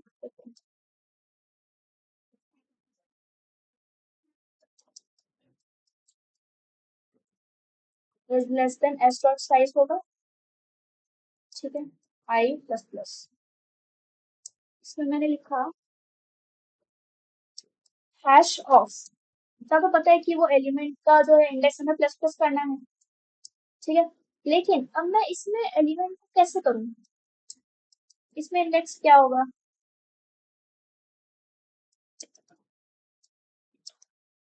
0 1 2 3 4 5 6, है ना। लेकिन मेरा हैश अरे है 26 का, हैश अरे क्या है मेरा, 0 0 0 0 और जब तक ये 26 ना पहुंच जाए। मैं इंडेक्स को एक्सेस कैसे करूंगी, क्योंकि ये तो कैरेक्टर है, तो यहाँ पे हमारी टाइप कास्टिंग काम आती है, याद है हमने टाइप कास्टिंग में पढ़ा था।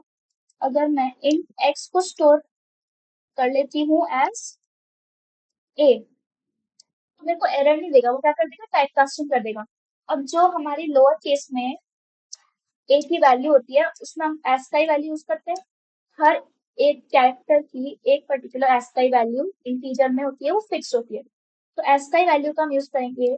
ए की वैल्यू हमारी होती है कितनी, 97 होती है, और ये जाती है जेड तक, जेड की होती है आई थिंक 122। तो लेकिन मेरा जो इंडेक्स है वो तो 26 तक ही है ना। तो मेरे हिसाब से तो ए की वैल्यू इंडेक्स पे 0 होनी चाहिए। यहाँ पे मैं ए की वैल्यू को इंक्रीज करूंगी, ये समझ में आ रहा है। जैसे मैंने ए चेक करना है मुझे, तो मैं ए इंडेक्स पे कैसे जाऊँ, मैं इंडेक्स पे जाती थी ना इंटीजर वाले में, एरे में, मैं ए इंडेक्स पे जा नहीं सकती, तो मैं ए की इंटीजर वैल्यू को स्टोर करूंगी, उसको एज एन इंडेक्स यूज करूंगी। तो यहाँ पे मैंने मान लो ए को दे दी 0 इंस्टेड ऑफ 97, तो मेरे बाकी एलिमेंट्स का क्या होगा, मैं उसको माइनस करते जाऊंगी, जैसे मुझे एफ की निकालनी है, ठीक है, एफ का इंडेक्स क्या होगा, तो क्या मैं लिख सकती हूँ उसको, एफ का इंडेक्स क्या होगा, एफ माइनस ए, इससे लिख सकती हूँ। तो एफ की एसआई वैल्यू होती है आई थिंक 102 होती है, लेकिन मैं 102 इंडेक्स तो है ही नहीं, मेरे सिर्फ 26 इंडेक्स है, तो मैं इसको माइनस करूंगी विद ए, यानी कि 102 माइनस 97, तो कितना आ गया 5। अब 5 इंडेक्स तो है ना मेरे पे, ये समझ में आया।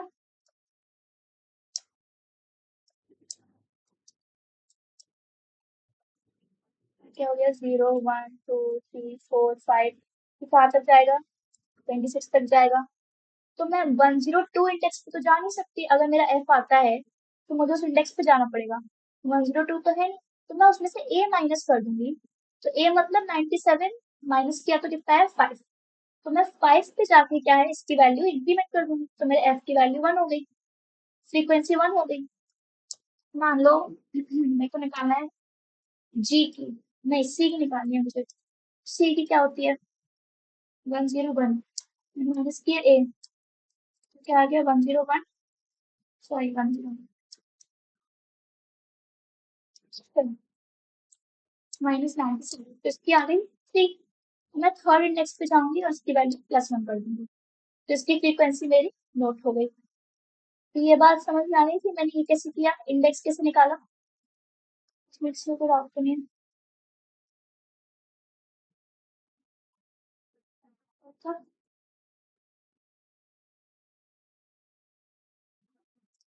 ठीक है।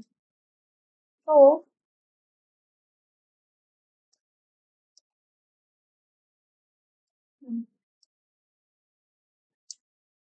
मैं यहाँ पे इंडेक्स में कैसे जाऊंगी, हैश में आई विल राइट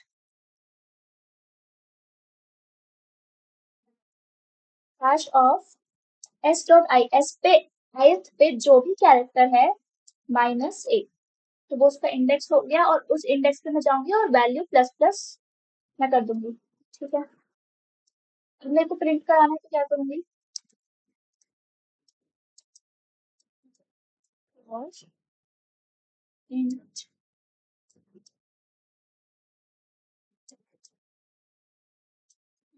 ये मेरा 26 तक ही जाएगा, ये फिक्स है, और आई प्लस प्लस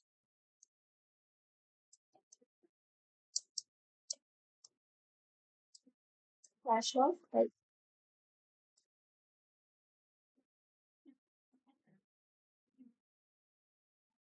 उसमें क्या हो जाएगी, फ्रीक्वेंसी आ जाएगी, तो मेरा आ जाएगा 21211, जो मैं उसको इनपुट दूंगी उसके लिए। ठीक है, उसी इंटीजर में होगा क्योंकि हम कैरेक्टर प्रिंट कराएंगे तो।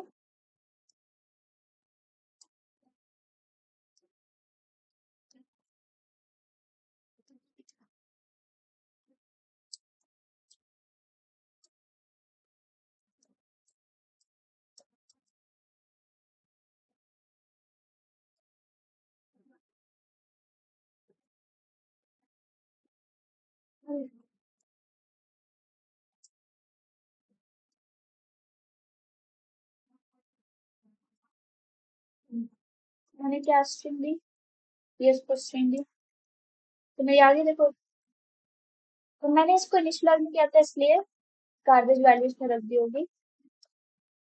बट मेरा ये सही आया 212, तो देखो। ठीक है, तो हम ऐसे इसको स्टोर करते हैं। ये याद रखना हमेशा कि मैंने माइनस कैसे किया था इंडेक्स को, जिससे कि हमारा 26 के अंदर वो इंडेक्स आ जाए, और उसमें हमने उसको वैल्यू क्या किया, प्लस प्लस, हमारी स्ट्रिंग हो जाएगी, उसकी फ्रीक्वेंसी उसमें स्टोर हो जाएगी। ठीक है,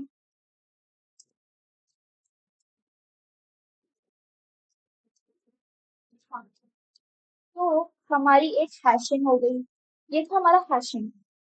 एक होता है हमारा, हमने मैप भी पढ़ लिया और हमने हैश भी पढ़ लिया, तो इन दोनों को मिला के एक कॉन्सेप्ट आता है which is hash map. Hash map का यूज क्या होता है, अगेन हैश का यूज क्या होता है, रीस्टोरिंग प्लस फैचिंग। ठीक है, मैप का यूज कहाँ आता है, मेरा की वैल्यू पे स्टोर करने में। तो ऐसे क्वेश्चंस जहां पे आपको की वैल्यू स्टोर करना हो, तो हम क्या करते हैं, की में वो एलिमेंट होता है, ठीक है, और वैल्यू की जगह होती है फ्रीक्वेंसी। तो हमारी की क्या हो गई, वो एलिमेंट, वो नंबर, और उसकी वैल्यू क्या हो गई हमारी, उसकी frequency. With this is called a hash map, जहाँ पे की में हमारा एलिमेंट स्टोर होता है और वैल्यू में उसकी फ्रीक्वेंसी स्टोर होती है। ठीक है, that's called a hash map. तो अगर मैं हैश मैप लिखूं,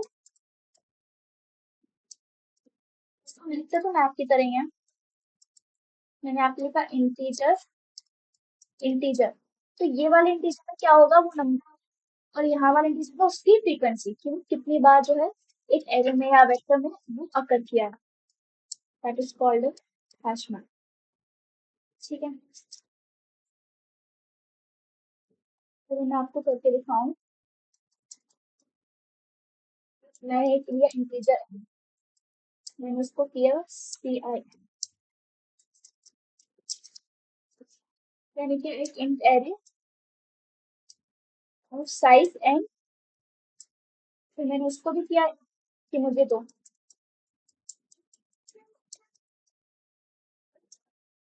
मैंने किया CINARR मैंने उससे एरे दिया। तो मैं बनाऊंगी एक मैप, हैश मैप। वो क्या होगा, उसमें होगा एक इंट और दूसरा इंट, मैंने नाम दिया मैप।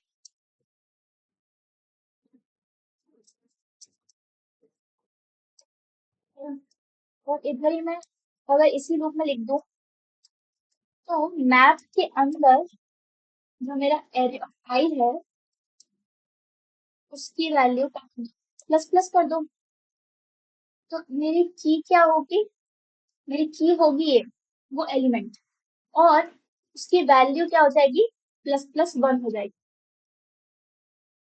ठीक है, तो ऐसे ही हमारा हैश मैप हुआ। हमने मैप का यूज करके हमने क्या स्टोर किया की वैल्यू में, वो एलिमेंट और उसकी फ्रीक्वेंसी, वो कितनी बार उस एरे में आया है। मैं इसको प्रिंट कराऊं,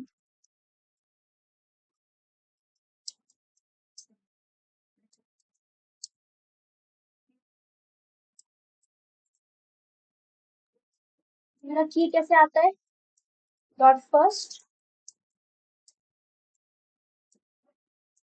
मेरा वो कैसे आता है, वैल्यू डॉट सेकेंड। ठीक है,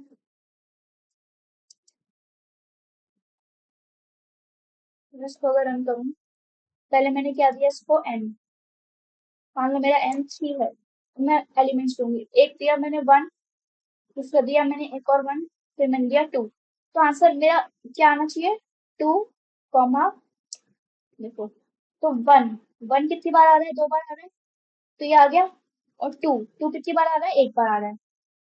ये समझ में आया हैश मैप को कैसे यूज किया मैंने।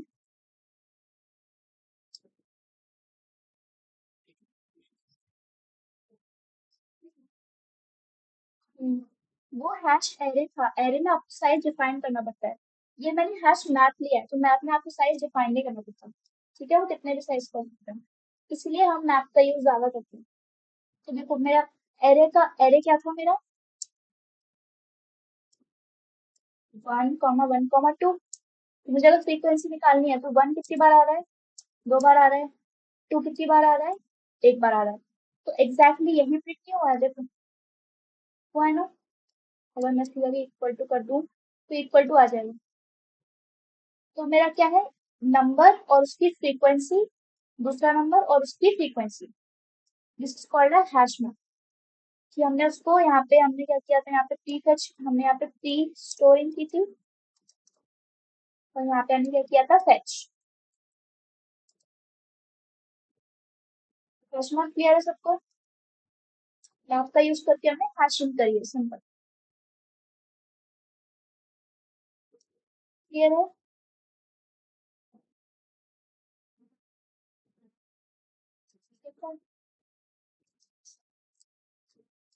लास्ट कॉन्सेप्ट हमारा आता है, उसके बाद हम क्वेश्चन करेंगे।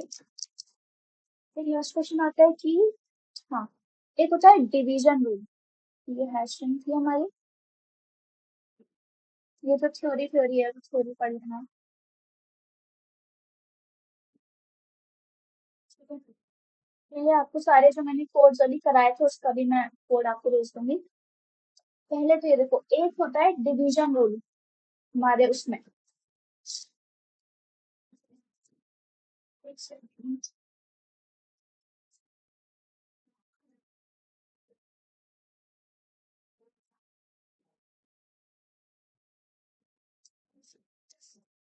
डिवीजन रूल क्या कहता है, डिवीजन रूल होता है कि मान लो मेरे को एक एरे दिया हुआ है, अभी तो हमारा साइज जो था वो छोटा था, जैसे कि वन था एलिमेंट, ये एलिमेंट्स थे, तो हम इस इंडेक्स पे तो आसानी से जा सकते हैं, हैश एरे मान लो मैंने किया, तो मैं वन इंडेक्स पे जा सकती हूँ, टू इंडेक्स पे जा सकती हूँ, थ्री इंडेक्स पे जा सकती हूँ, बहुत आसान है। मान लो मेरा अगर ऐसा है, एक एलिमेंट ये है, एक एलिमेंट ये है, तो मैं इतने सारे इंडेक्स बनाऊंगी, तो अगर मैं प्रिंट भी कराऊंगी, मान लो मैंने मैप भी लिया जिसमें साइज फिक्स नहीं होता, तो क्या होगा कि पहले पहले एलिमेंट की तो फ्रीक्वेंसी 1 आ जाएगी, फिर बाकी 99 की 0 0 0 0 0 0 आएगी, फिर 100 की जाके 1 आएगी, फिर 100 से लेके यहाँ तक की 0 0 0 0 आएगी, फिर सिर्फ ये वाली क्या आएगी, 1 आएगी। तो जब मेरे इंडेक्स इतने ज्यादा हो जाते हैं मैं उतने इंडेक्स नहीं लगा पाऊँ, तब मैं क्या करती हूँ, डिवीजन रूल यूज करती हूँ। डिवीजन रूल क्या होता है कि हम क्या करते हैं, जो भी एरे ऑफ इंडेक्स है उसको हम मॉड्यूलर कर देते हैं उसका 10 से। तो एरे के एलिमेंट्स क्या रह जाएंगे, 1, मतलब उसको डिवाइड किया 10 से और उसका जो रिमाइंडर बचा वो हम लिखेंगे। तो इसमें क्या होगा, रिमाइंडर 0, इसमें क्या आएगा, रिमाइंडर 5 आएगा, और इसके बाद इसमें क्या आएगा, 8। अब मेरा एरे ये हो जाएगा ना, तो अब इसकी जो है फ्रीक्वेंसी निकालना आसान है। ठीक है, भले हमारे एरे के एलिमेंट्स होते हैं वो चेंज हो जाते हैं, लेकिन ओरिजिनल एरे तो चेंज नहीं हुआ ना, हमने यहाँ पे लूप में जाके ये लगाया और फिर उसका जो है इंडेक्स लगा दिया, जैसे यहाँ पे मैंने ऐसे किया, मैंने यहाँ पे हैश लिखा, यहाँ पे प्लस प्लस कर दिया, तो मेरा ओरिजिनल एरे तो चेंज नहीं हुआ ना। उससे मैंने क्या किया, मॉड्यूलर लेके कर दिया, जिससे मैं उस इंडेक्स पे जाके फ्रीक्वेंसी बढ़ा दूंगी और उसका आंसर सेम आएगा। जैसे मान लो मेरे 3 4 5 दो बार आया, तो ये मॉड्यूलर क्या है, 5, तो ये ऑटोमेटिकली 5 वाले पे जाके ही +1 कर देगा, मतलब 2 कर देगा, तो मेरी फ्रीक्वेंसी तो सेम आएगी, फ्रीक्वेंसी में कोई चेंज नहीं आएगा। ठीक है, this is called division rule. अब इसमें आपका डाउट आएगा कि मान लो अगर दो मेरे एलिमेंट्स हैं, दोनों अलग अलग हैं, मान लो ये 105 है, तो इन दोनों का ही मॉड्यूलर मेरे 5 आ जाएगा, तो ये तो गलत हो जाएगा, वरना वो इसी की फ्रीक्वेंसी बढ़ा देगा, है ना। तो इसमें अपन क्या करते हैं, इसका कोई सॉल्यूशन नहीं है, इसलिए हम डिवीजन रूल का ज्यादा यूज नहीं करते। ये सिर्फ थ्योरी का पार्ट है कि अगर ऐसा होता है कि मॉड्यूलर सेम आता है, तो ये मेरा जैसे मान लो 0 0 0 ऐसे लिखा था, ये मेरी फ्रीक्वेंसी 3 हो गई, जबकि होनी क्या चाहिए थी, 1 और 2 होनी चाहिए थी, ऐसी होनी चाहिए थी, लेकिन ये क्या हो गई, गलती से 3 हो गई, क्योंकि इसने मॉड्यूलर सेम ले लिया। तो इस 3 के अंदर क्या होता है ना, कि एक चेनिंग होती है, लीनियर चेनिंग बोलते हैं इसको। लीनियर चेनिंग में क्या होता है कि वो एलिमेंट्स होते हैं, एक्चुअली आपका कंपाइलर डिफरेंस बता सकता है कि ये वाला मॉड्यूलर अलग है और इन दोनों से जो आया वो मॉड्यूलर अलग है। तो आपके लीनियर चेनिंग में क्या होगा, इसके अंदर हैश मैप के अंदर, बाकी 105 और 345 इनके एक्चुअली ना अलग अलग स्टोर होंगे फ्रीक्वेंसी, लेकिन यहाँ पे आपको दिख अलग रही है, मतलब दिख सेम रही है, लेकिन अंदर जाके वो सेम आपके स्टोर होंगे। तो आपको क्या करना है, बस कॉन्सेप्ट के लिए इसको याद रख लेना है कि डिवीजन रूल में प्रॉब्लम क्या आती है, कि मॉड्यूलर सेम होता है तो दिक्कत आती है, फिर उसका सॉल्यूशन क्या होता है, उसका सॉल्यूशन होता है लीनियर चेनिंग। और एक और कॉन्सेप्ट याद रखना कि मान लो मेरे सारे एलिमेंट्स का ही मॉड्यूलर सेम आ रहा है, और मेरे बहुत सारे एलिमेंट्स हैं, है ना, तो सबका सेम आएगा मॉड्यूलर, तो यहाँ पे क्या है, वो चेन बन जाएगी, ये वाली, यहाँ पे चेन बन जाएगी, ऐसे बहुत सारे हो जाएंगे, तो इसको हम बोलते हैं कोलिजन। बस, तो आपको बस ये टर्म्स याद रखने हैं कि ये होता क्या है, इसका कोई कोडिंग नहीं होती है, बस ये कॉन्सेप्ट है, तो बस इसका कॉन्सेप्ट याद रखना। ठीक है, कि डिवीजन रूल क्या होता है, फिर उसमें लीनियर चेनिंग क्या होती है, फिर उसमें कोलिजन क्या होता है। कोलिजन क्या होता है, जब बहुत सारे मॉड्यूलर सेम हो जाते हैं या सबका सेम हो जाता है, दैट इज कोलिजन, क्योंकि बहुत सारे यहाँ पे स्टोर हो जाएंगे हैश मैप के अंदर। ठीक है, बताओ कोई डाउट है।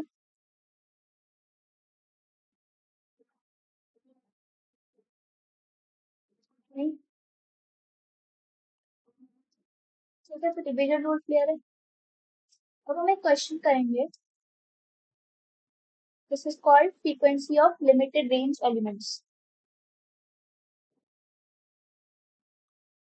ये क्वेश्चन क्या है कि हमको एक एरे दिया है, उसका साइज दिया है, और टी दिया है, टी क्या है?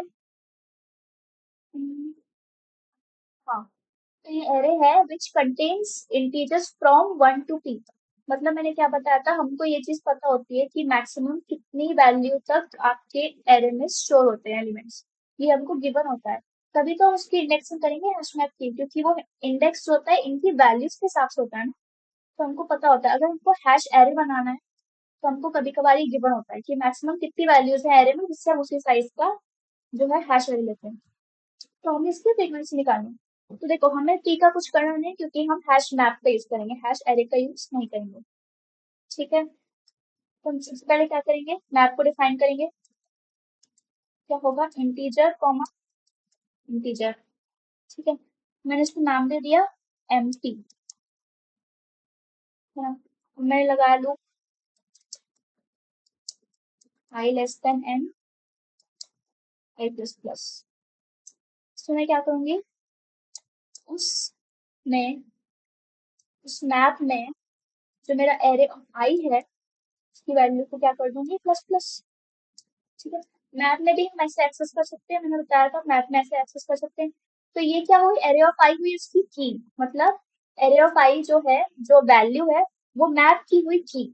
तो और उसकी हमने वैल्यू बढ़ा के फ्रीक्वेंसी प्लस प्लस कर दी। ठीक है, तो हम करेंगे इसको प्रिंट।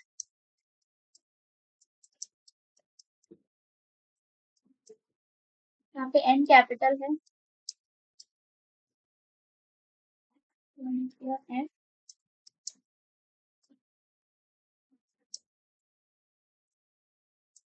तो मुझे क्या करना है कि एरे को ही, एरे में ही मैं वो वैल्यू डाल दूंगी जिससे वो वही प्रिंट कर देगा। क्योंकि जो मेरा ड्राइव कोड होता है ना, इसमें ये क्या प्रिंट कर रहा है, ये एरे को ही प्रिंट कर रहा है, ये देखो, ये मेरा हैश मैप प्रिंट नहीं करेगा। तो मैं क्या करूंगी, सिंस यहाँ पे ये एरे को ही प्रिंट कर रहा है, तो मैं क्या है, इसमें जो मेरे स्टोर होंगे ना वैल्यूज, मैं उसको वापस एरे में डाल दूंगी, मतलब एरे को मैं पूरा चेंज कर दूंगी। तो ये क्या हुआ, M T of I plus one. क्योंकि मैंने आई प्लस वन क्यों किया, अगेन क्योंकि मेरी इंडेक्स में जीरो से स्टार्ट हुई। आई प्लस वन समझ में आया, तो मैं उसको रन करती हूँ। देखो मेरा आउटपुट आ रहा है, मेरा ये क्या है, 2 3 2 3 5। तो देखो, टू कितनी बार आया, 2 बार। थ्री कितनी बार आया, 2 बार आ रहा है। और फाइव कितनी बार आया, 1 बार। तो ये 1 लिख रहा है। ठीक है, टू कितनी बार आया, 2 बार। थ्री कितनी बार आया, 2 बार। फोर इसमें है नहीं तो फोर का जीरो। फाइव कितनी बार आया, 1 बार। तो ये मेरी फ्रीक्वेंसी आ गई। मैं इसको अगर सबमिट करूँ,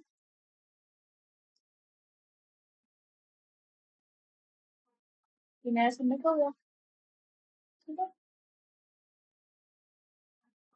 ये क्लियर है। फ्रीक्वेंसी और फ्रीक्वेंसी मैंने कैसे निकाली सबकी, तो मैंने यहाँ पे एरे इक्वल्स टू क्यों किया, क्योंकि यहाँ पे एरे प्रिंट कर रहा है। तो मैं एरे को ही, एरे में ही वो फ्रीक्वेंसी की वैल्यू डाल दूंगी, उससे वो उसी को प्रिंट कर देगा।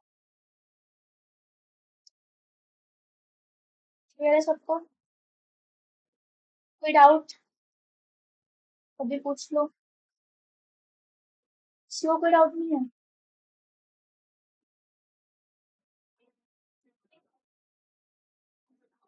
अच्छा,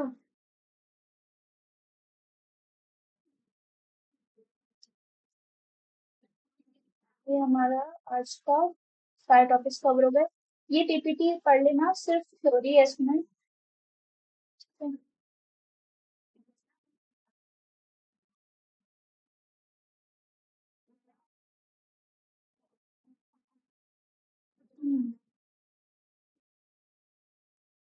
सेट सबकी कॉम्प्लेक्सिटीज क्लियर है, सब कॉम्प्लेक्सिटी कैसे निकाली मैंने।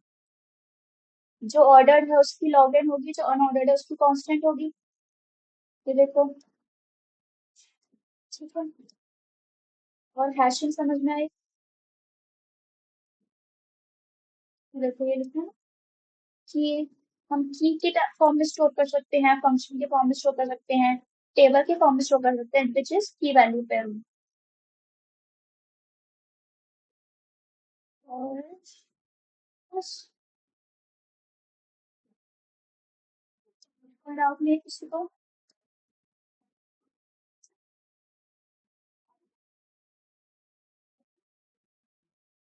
ठीक है, तो आज की क्लास यहीं तक रखते हैं। फिर मैं आपको जो बिट मैनिपुलेशन की मैंने क्लास की थी उसके मैं आपको आंसर दे दूंगी, अगर आपने ट्राई किए थे होमवर्क क्वेश्चंस के।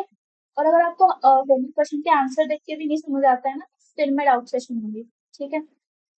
तो दी एक दिन में जो गैप होगा ना क्लासेस के बीच, उसमें तो उसका भी आप पढ़ के आना। और इसके मैं कुछ क्वेश्चंस भी दे दूंगी, या आपको जैसे मैथ वगैरह के जो फंक्शंस होते हैं वो दे दूंगी। ठीक है?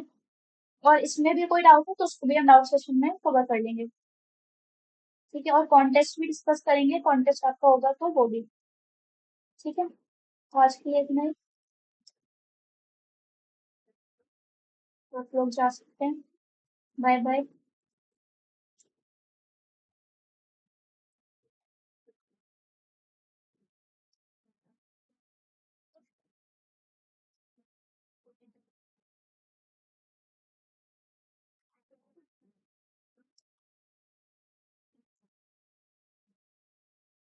हाँ, मैं नोट्स भेज दूंगी आपको। नोट्स ये सारे जो मैंने कोड लिखवाए ना अभी सबके भेज दूंगी। ठीक है?